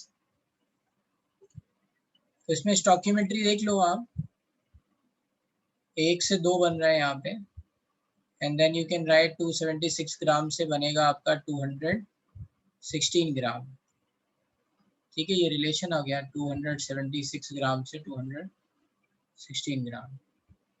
तो 2.7 ग्राम से 216 divide by 276 into 2.7, you are going to solve, तो ये 2.11 के आसपास आ जाएगा आंसर।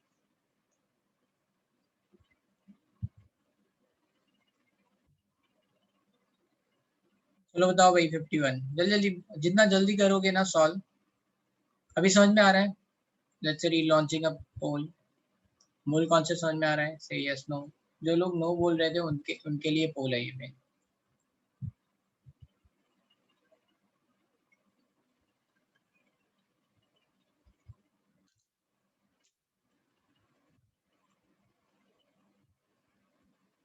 मैं चाहता हूँ कि सबको समझ में आए, लेकिन सब लोगों को नहीं आता है समझ में।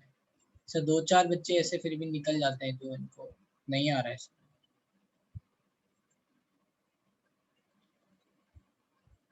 पूछो भाई, मुझे नहीं पता कि तो मैं क्या बात नहीं समझ आ रही, just ask.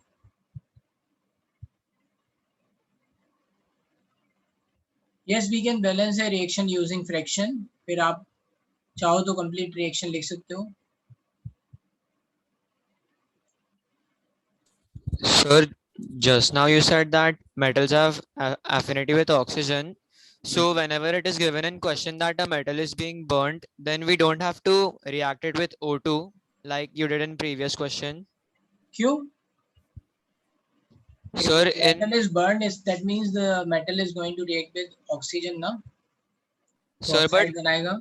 now you did not write, you just wrote Ag2CO3 then. Then I said na कि generally metals are having very good tendency to react with let's say or combine with oxygen, but Ag and Hg are two metals, है ना, which on heating can give the metal itself। ये बात मैंने बोली ना, मैंने सब metal के लिए थोड़ी ना बोला ये। So if any other metal is reacting, then we have to write plus O2. हाँ, तो पहले तो ये बात समझ लो कि केवल और केवल Hg और Ag के लिए ऐसा है कि उनको हम हीट कर रहे हैं, यहाँ पे उल्टा कर रहे हैं हम, we are decomposing, thermal decomposition हो रहा है यहाँ पे, ठीक है, ना कि हम बर्न कर रहे हैं यहाँ पे। तो अगर अगर अगर मान लो थर्मल डिकम्पोजिशन हो रहा है, तो जनरली क्या होता है कि आपके मेटल ऑक्साइड बनते हैं, जैसे CaCO3 को अगर आपने हीट किया तो CaO प्लस CO2 बनेगा। मैग्नीशियम कार्बोनेट को अगर जैसे हीट करेंगे तो MgO प्लस CO2 बनेगा। लेड कार्बोनेट को हीट करोगे तो PbO प्लस CO2 बनेगा। कोई भी कार्बोनेट आप करोगे तो जनरली मेटल ऑक्साइड बनेंगे। ऐसे ही अगर आप Ag2CO3 को हीट कर रहे हो तो मैंने पहले बनाया Ag2O प्लस CO2 है ना, oxide, metal oxide plus CO2। लेकिन ये Ag और Hg में ये आप याद रख सकते हो कि उनको और हीट करेंगे अगर हम, तो वो अपने ऑक्साइड जो है मेटल्स में कन्वर्ट हो सकते हैं। समझ में आ रही मेरी बात? Yes, sir. अब Understood. बताओ तुम्हारा कंफ्यूजन क्या है? Sir, my confusion was that in previous question for burning you wrote plus O2 and in this question you did not write plus O2. That was I only have not written that anywhere plus O2. कहाँ लिखा है burn मैंने? पहली बात तो मैं burn कर रहा हूँ तो अलग है, और ये डिकम्पोजिशन अलग है ना। Here I am just thermally decomposing something. So if burn is written, then we have to write plus O2. कहाँ पे? If burning is written in हाँ तो question, you have to think ना कि Ag2CO3 मान लो, अगर मान लो यहाँ ऑक्सीजन लिख दिया, then you have to think कि क्या बनेगा भाई, कार्बोनेट ऑलरेडी है ना। yes sir, तो yes यहाँ sir. लिख भी देते तो उससे कुछ और नहीं बनेगा। Okay sir, understood, got it. Sir आपने वो 2Ag प्लस हाफ O2 लिखा है last, 2Ag plus half O2। But sir reaction तो होल नंबर्स में होता है ना। अरे यार 2 से मल्टीप्लाई कर देना बाद में, क्यों इतना दुखी मत हो, है ना। Okay sir.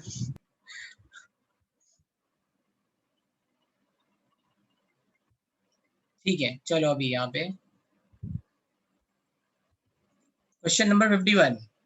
If 1 mole of ethanol completely burned to CO2 and H2O, the weight of CO2 formed is, बस यहाँ पे देख लो, C2H5OH plus O2 gives CO2 plus H2O।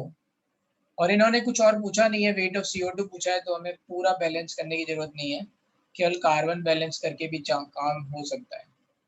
1 मोल से 2 मोल बनेगा बस। तो कितना हो जाएगा, 2 मोल का वेट 88 ग्राम, बस हो गया काम। Question number 52। The percentage loss in weight after heating a pure sample of KClO3 will be, KClO3 को हीट करते हैं तो क्या होता है, तो रिएक्शन याद रखना है, KCl प्लस 3/2 O2 या फिर 2 KClO3 2 KCl प्लस 3 O2। अब क्या पूछ रहे हैं ये, percentage loss in weight. Percentage loss in weight क्या होगा, ये oxygen is the percentage loss है ना इन वेट। KClO3 को हीट करेंगे तो ऑक्सीजन निकल जाएगा, ये गैस। तो बस देख लेंगे इसका मोलर मास कितना बना। पोटेशियम इज 39 35.5 प्लस 48 इंटू 2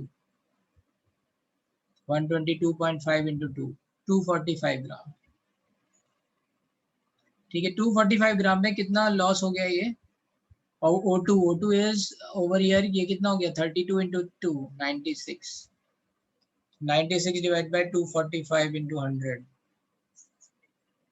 है ना, अप्रोक्सीमेटली कितना 39% के आसपास आ गया।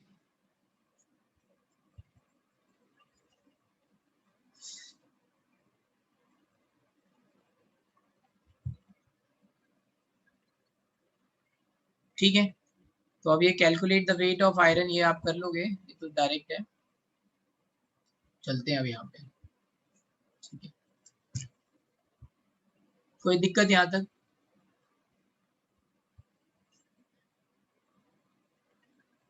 क्वेश्चन नंबर 52 नहीं समझा, देख लेते हैं 52 फिर से।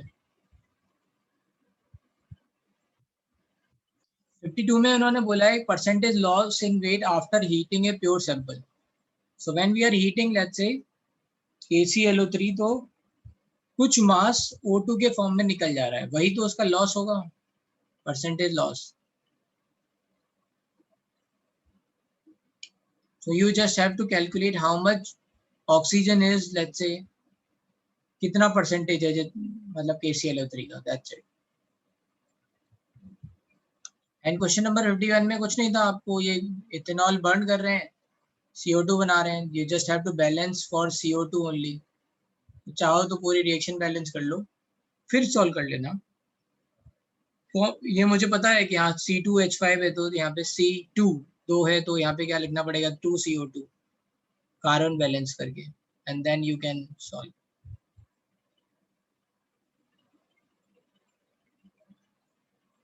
ठीक है.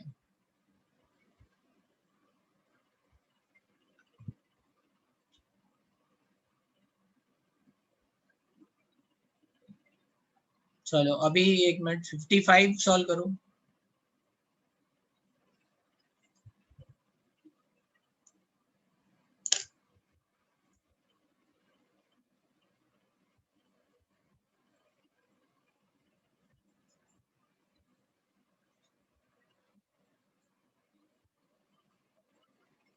क्या थोड़े से डिफिकल्ट क्वेश्चन पे चलते हैं, चलो थोड़ा सा ना और डिफिकल्ट कॉन्सेप्ट पे चलते हैं, ये थोड़े इजी है ना.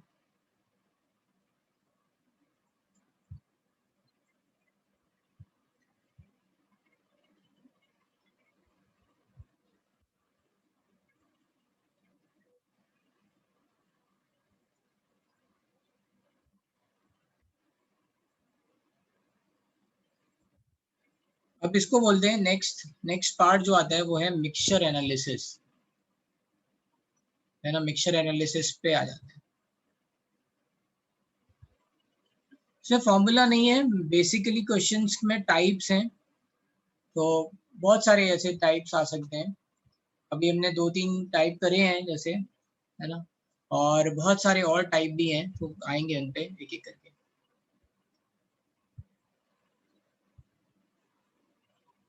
हाँ आप लोग एडवांस के क्वेश्चन सॉल्व कर सकते हैं, यू कैन स्टार्ट सॉल्विंग, है ना. क्वेश्चन छोड़ते जाओ, we are going to let's say discuss. तो थोड़ा सा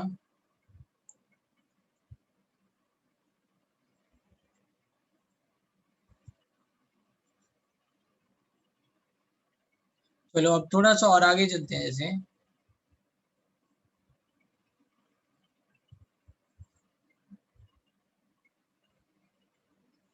लेट्स से क्वेश्चन नंबर 31 है, ये थोड़ा एक बार पढ़ो फिर मैं बताता हूँ. इसको बोलते हैं मिक्सचर एनालिसिस. ठीक है, पहले पढ़ लो मैं समझाऊंगा.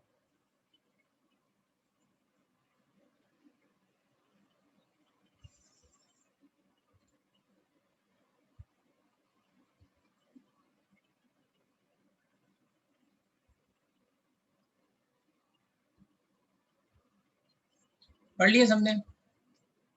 मैं पढ़ लेता हूँ, लेट्स से मेरे साथ पढ़ लो. A 5-gram sample of natural gas consists of CH4 and C2H4 was burned in the excess of oxygen, yielding 14.5 gram CO2 and some H2O as product. What is the weight percentage of CH4 and C2H4 in the mixture? मतलब 5 ग्राम में कितना CH4 है और कितना C2H4 है ये बताओ.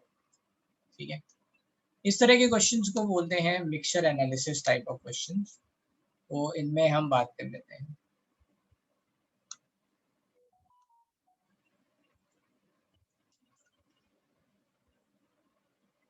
Mixture analysis के लिए हमें हमेशा क्या करना है, एक पैटर्न फॉलो करना है. वो क्या है पैटर्न, वो मैं यहाँ लिख रहा हूँ.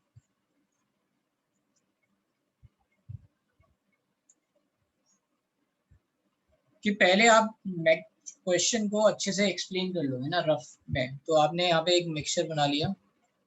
Let's say you are going to say कि यार ये देखो भाई ऐसा है, 5 ग्राम ये मिक्सचर है और इसके 2 पार्ट हैं. So just right separately 2 parts, one is CH4 and another one is C2H4. तो अगर ये x ग्राम है तो ये 5 minus x ग्राम हो जाएगा. Now you have to write burning reactions. CH4 और C2H4, CH4 and C2H4 दोनों ऑक्सीजन के साथ बर्न हो रहे हैं, right. CH4 plus O2 is going to give you CO2 plus H2O. and C2H4 is reacting with 3O2 to give 2CO2 plus 2H2। ठीक है, ये रिएक्शंस हो गई। अब यहाँ पे आप स्टोइकियोमेट्रिक कोएफिशिएंट लिख लो 1, एंड यहाँ पे हमें CO2 पे ध्यान देना है बेसिकली। तो अगर आप बैलेंस लिख लो तो भी ठीक है, नहीं भी लिखोगे तो बस इतना बैलेंस करोगे तो भी चलेगा, है ना। 1 and 1 2 2। अब हमें क्या मिला कि हमें ये पता चल गया कि यहाँ पे मोल मोल रिलेशन है, तो we can write mass relation. तो मास रिलेशन लिख लेंगे।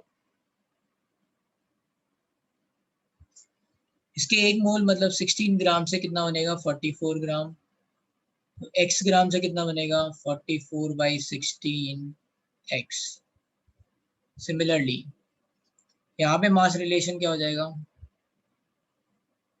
C2H4 28 ग्राम से कितना बन रहा है 44 × 2 88 ग्राम। तो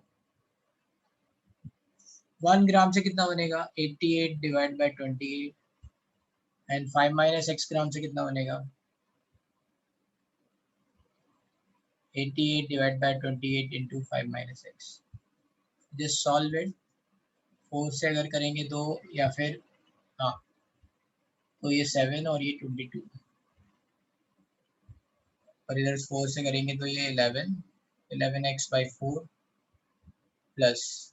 तो अब यहाँ पे हमें CO2 का मास मिल गया, हो जाएगा 22 × 5 110/7 - 22x/7 इक्वल्स टू 14.5 ग्राम। ये दे रखा है क्वेश्चन।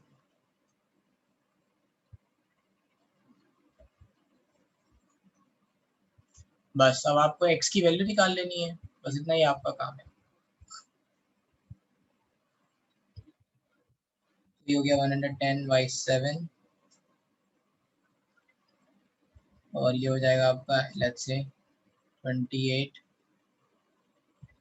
77x माइनस, और ये आ जाएगा आपका 88x 14.5। तो इससे आ जाएगा ये -11x 11x/28 is nothing but 110/7। ये इधर जाएगा, ये इधर जाएगा 14.5।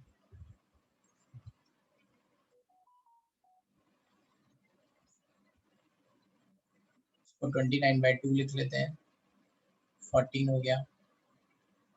एलसीएम ये 220 - 7 कैलकुलेशन है ना, 203।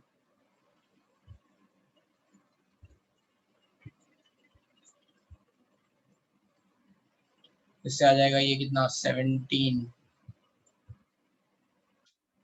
ठीक है, तो x इक्वल्स हो जाएगा 17 × 34 डिवाइड बाई 11, 3 पॉइंट समथिंग आएगा। बस 3 पॉइंट ये ग्राम आ गया, 3 पॉइंट समथिंग लेते हैं। तो इससे आपका परसेंटेज आ जाएगा ये 5 में से 3 ग्राम ये, तो 60% लगभग लगभग ये, और 40% ये। बस आंसर। ठीक है, समझ में आया क्या करना है। हमेशा अब देखो मिक्सचर एनालिसिस में करना क्या है, जो मेथड है वो यही है, ऐसे अलग अलग लिख लो, फिर उसके बाद सेपरेट रिएक्शंस लिखो। सेपरेट रिएक्शन लिखना बहुत इंपॉर्टेंट है। And then you have to write कि भाई इसमें क्या दे रखा है, CO2 के बारे में दे रखा है, तो यू जस्ट सॉल्व कि भाई इसके x ग्राम से कितना CO2 बनेगा और इसके 5 - x ग्राम से कितना CO2 बनेगा। You should write a 2 separate reaction. Do not club those reaction together. अलग अलग लिखना है, और फिर उससे आपका आंसर आ जाएगा। ठीक है,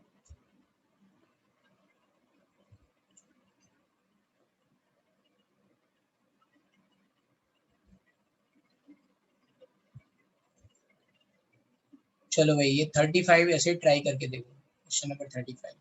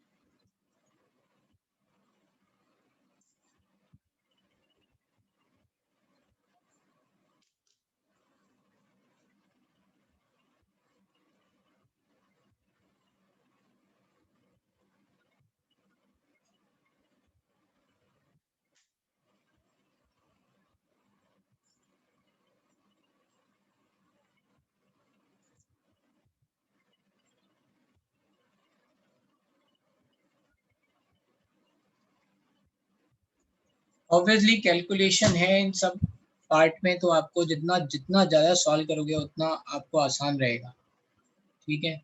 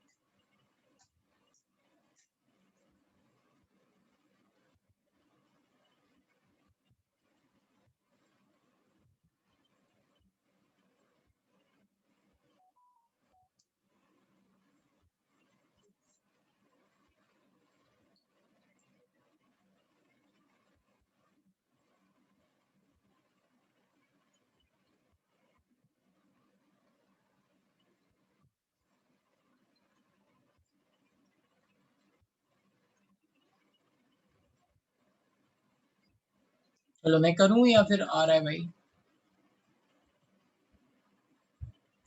कांस्टेंट वेट का मतलब यह है कि पूरा का पूरा जो भी रेसिड्यू है वो रह गया, बाकी सब उड़ गया, है ना।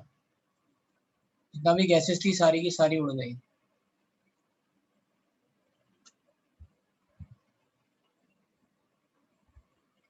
तो देखो इसमें क्या है, ये CaCO3 एंड MgCO3 दो ऐसे दे रखे हैं यहाँ पे, और इसका एक मिक्सचर का वेट दे रखा है।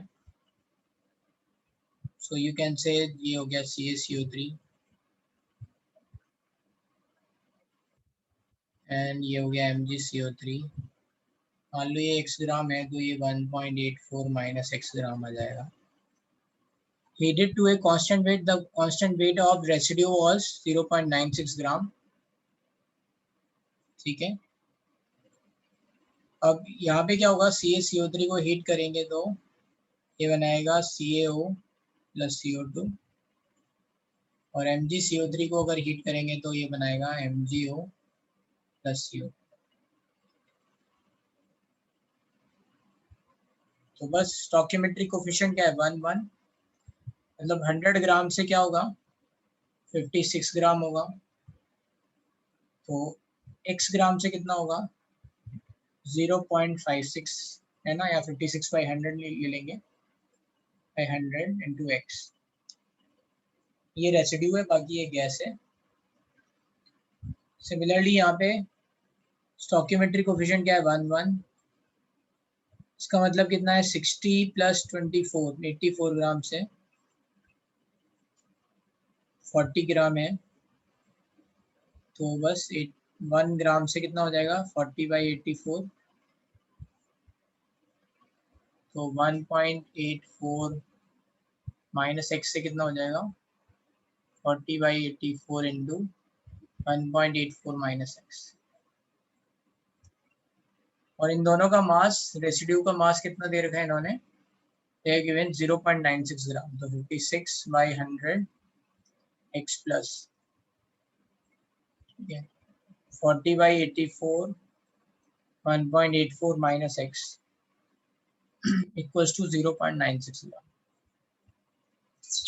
अब सॉल्व कर लो इसको, बस इतना ही करना था हमें।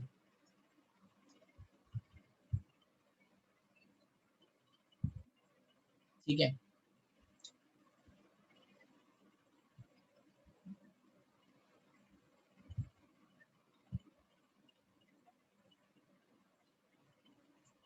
इसको सॉल्व करेंगे तो x की वैल्यू आ जाएगी। Solving it will take a lot of time, yes ये रहेगा। तो वैसे तो ये क्वेश्चन में वैल्यूज बहुत आसान है, क्योंकि ये 0.56 x दे रखा है, ठीक है, और 84 ग्राम से 40 ग्राम बनता है, तो 0.84 ग्राम से 0.40 ग्राम मिलेगा, और ये 0.56, तो 0.56 प्लस 0.4 इज 0.96। तो ये जो 1.84 है उसमें x की वैल्यू 1 ग्राम है, और मतलब ये मुझे आंसर पता है इसलिए, बट आपको सॉल्व करना पड़ेगा, ठीक है। x की वैल्यू 1 ग्राम है और बाकी 1.84 माइनस 1 कितना हो जाएगा, 0.84 ग्राम आ जाएगा। इस तरह से आ रहा है, ये x की वैल्यू 1 ग्राम आएगी इससे। इसको सॉल्व कर लेंगे। मिक्सचर एनालिसिस वाले क्वेश्चंस आपको थोड़ा थोड़ा समझ में आ रहे हैं क्या करना है?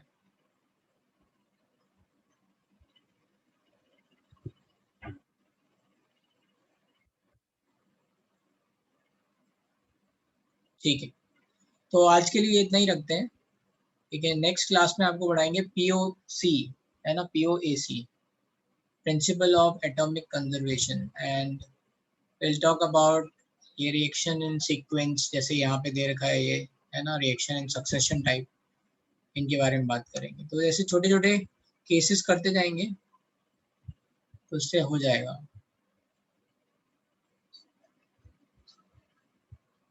क्वेश्चंस में लेंथी कैलकुलेशन हो सकती है। I will upload this lecture in half an hour, ठीक है। प्रैक्टिस शीट में भेज दूंगा आज एक, ठीक है। अभी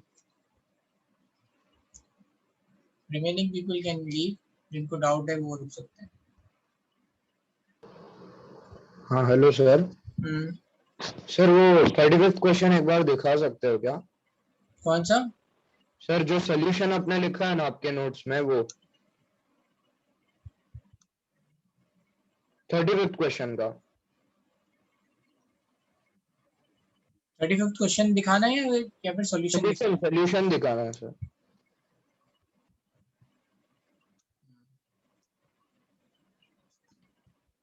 एक सेकेंड ना सर, बस नोट डाउन कर रहा हूँ।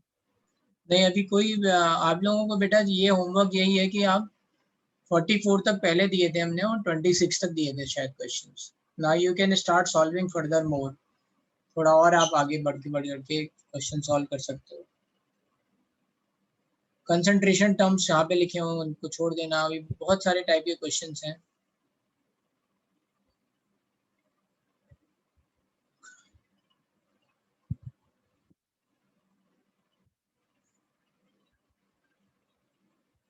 सर इसका आंसर क्या है? इसका आंसर x 1 ग्राम है, तो 1 ग्राम से फिर निकाल लो ये कितना हो जाएगा।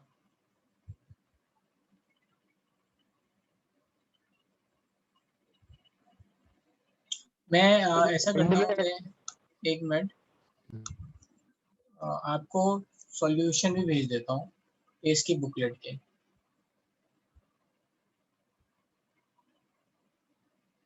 ठीक है,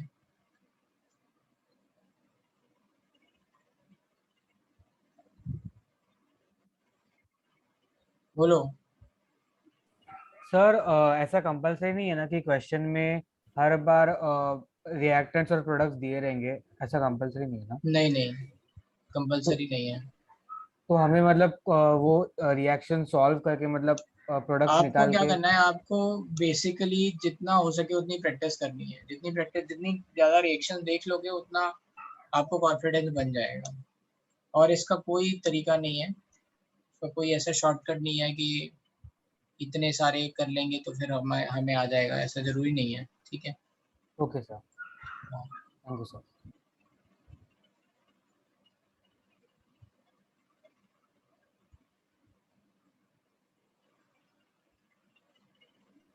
हेलो सर। हाँ सर और क्या क्या सब टॉपिक्स बचा, पूछ सकता हूँ क्या? इसमें है छोटे छोटे सब टॉपिक्स बहुत सारे हैं, देखते हैं जितने ज़्यादा क्वेश्चंस कर लेंगे ना उतना आसान रहेगा। तो ये वीकेंड तक हो जाएगा ना सर, एग्जाम के पहले तक? हाँ, मतलब ऐसा कुछ बहुत बड़ा कुछ ऐसा बचा नहीं है, क्वेश्चंस के थ्रू ही मैं बहुत सारी चीजें समझा दूंगा। ओके ठीक है sir, thank you sir, bye sir, have a nice day. Bye बेटा, ठीक है। सर मुझको ये वाला क्वेश्चन समझ में नहीं आया अच्छे से। कौन सा वाला क्वेश्चन? ये जो अभी हमने करा है? हाँ सर। इसमें क्या था, इसमें इन्होंने क्वेश्चन में बोला है कि जो रेसिड्यू है उसका वेट दे रखा था उन्होंने 0.96 ग्राम। तो रेसिड्यू क्या होता है, जब आप हीट कर रहे हो तो जो बच जाएगा, बाकी तो गैसेस तो हट गई, तो जो बचा है ना सॉलिड वाला पार्ट वो रेसिड्यू है, तो निकाल लिया हमने। तो यहाँ पे रेसिड्यू CaO होगा और यहाँ MgO होगा।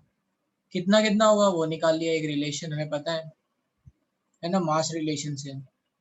सर इसमें बस 56/100 x क्या है? भाई 100 ग्राम से 56 ग्राम बनता है, तो x ग्राम से कितना बनेगा? हाँ सर, हाँ। 1 ग्राम से कितना बनेगा 56/100, तो x ग्राम से कितना बनेगा 56/100 into x। यूनिटरी मेथड है ना। हाँ सर, वैसे यहाँ पे 84 ग्राम से 40 ग्राम बनता है, तो 1 ग्राम से 40/84, तो 1.84 माइनस x ग्राम से, ऐसा। अब बस टोटल हमने यहाँ पे रेसिड्यू का मास लिख लिया, ये this plus this equals to this. x के लिए सॉल्व करेंगे, ठीक है, तो ये आ हाँ जाएगा। Sir, okay, thank you sir. बोलो भाई। हाँ, कौन सा सर क्वेश्चन नहीं है? सर मुझे क्वेश्चन नंबर 40 में डाउट था, गेट पेज नंबर 131 में। 131? हाँ, गेट इक्विप टू जेई में 40। हाँ, क्या है question? At an ore contains 1.34% of mineral argentite Ag2S by weight. How many gram of ore would have to be processed in order to obtain 1 gram of pure silver, solid silver Ag? तो देखो ये क्या कह रहे हैं कि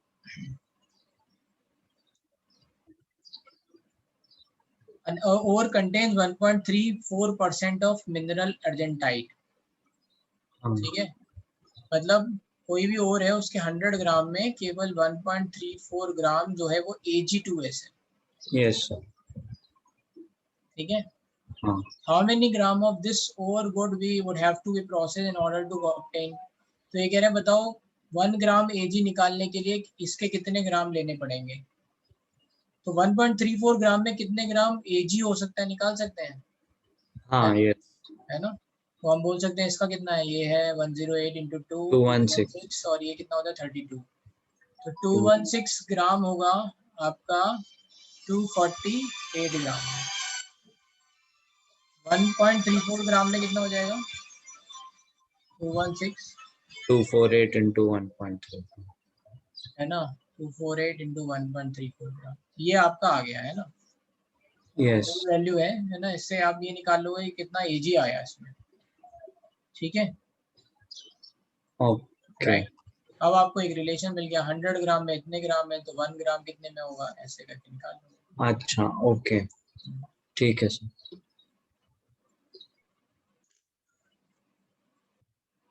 thank you sir. ठीक है।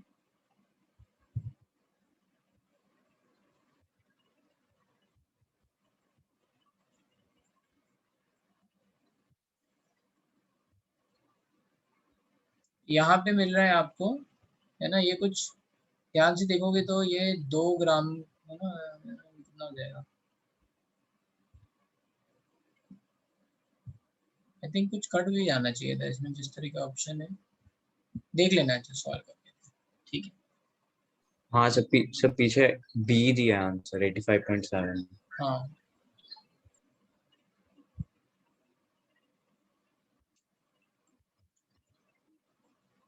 यस बेटा, यू कैन सॉल्व, जितना जितना हो सके ना उतना अच्छा, उतना सॉल्व आप करो। ठीक है,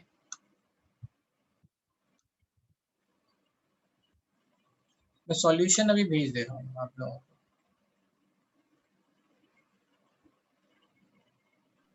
हाँ बोलो चिंतन, आपकी आवाज नहीं आ रही। हाँ बोलो सर। वो जो फर्स्ट पे जैसे था, मतलब आज जहाँ से शुरू किया था इसी के नोट्स में से, हाँ, उसमें वॉल्यूम एसटीपी आपने 1 लिया था, मतलब 22.4 रहेगा ना। 22.4 रहेगा तो यहाँ 2 into 22.4 होगा। आप रेशियो लोगे तो 1:2 ही रहेगा ना। तो रेशियो में लिखा है। हाँ, ओके, तो स्टार्टिंग में तो कनेक्टिंग था ना, इसलिए ज्वाइन नहीं हो पाया था मैं। कोई बात नहीं, बोलो गौरांश। तो रिलेशनशिप में मतलब सिर्फ ये लिखना रहता है ना, रेशियो। हाँ, मतलब आपको एक के रेस्पेक्ट में दूसरे के बारे में पता करना है, तो बस वही तो रिलेशन है। Okay, hello sir. हाँ हाँ, मेरी आवाज आ रही है? हाँ हाँ सर, एक्चुअली आप DPP3 का डिस्कशन नहीं किया हमने, और सर हाँ, मुझे। तो डिस्कशन नहीं हुआ है पूरी तरह। यस, हाँ सर, वो ठीक है, मैं अभी DPP3। आपको वो भेज रहा हूँ, हाँ क्या सर। कहते हैं, सॉल्यूशंस भेज रहा हूँ बुकलेट के। नहीं सर, मैं DPP की बात कर रहा हूँ, DPP3। डीबीबी कल कल डिस्कशन किया था हमने ना, तो तुम थे ना, पूछ लो। DPP3 नहीं हुआ सर, DPP3 नहीं हुआ। कोई बात नहीं, और सर पूछ लेना। वो मेरे को नहीं आया बिल्कुल भी। जो नहीं आया वो आप या तो ग्रुप पे डाल दो या फिर कल पूछ लेना। हाँ सर। ठीक है, ठीक है sir. Thank you sir, have a good day. Bye sir. Bye बेटा।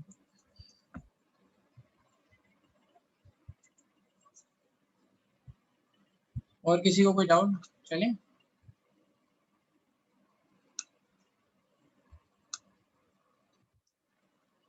ठीक है, बाय बेटा।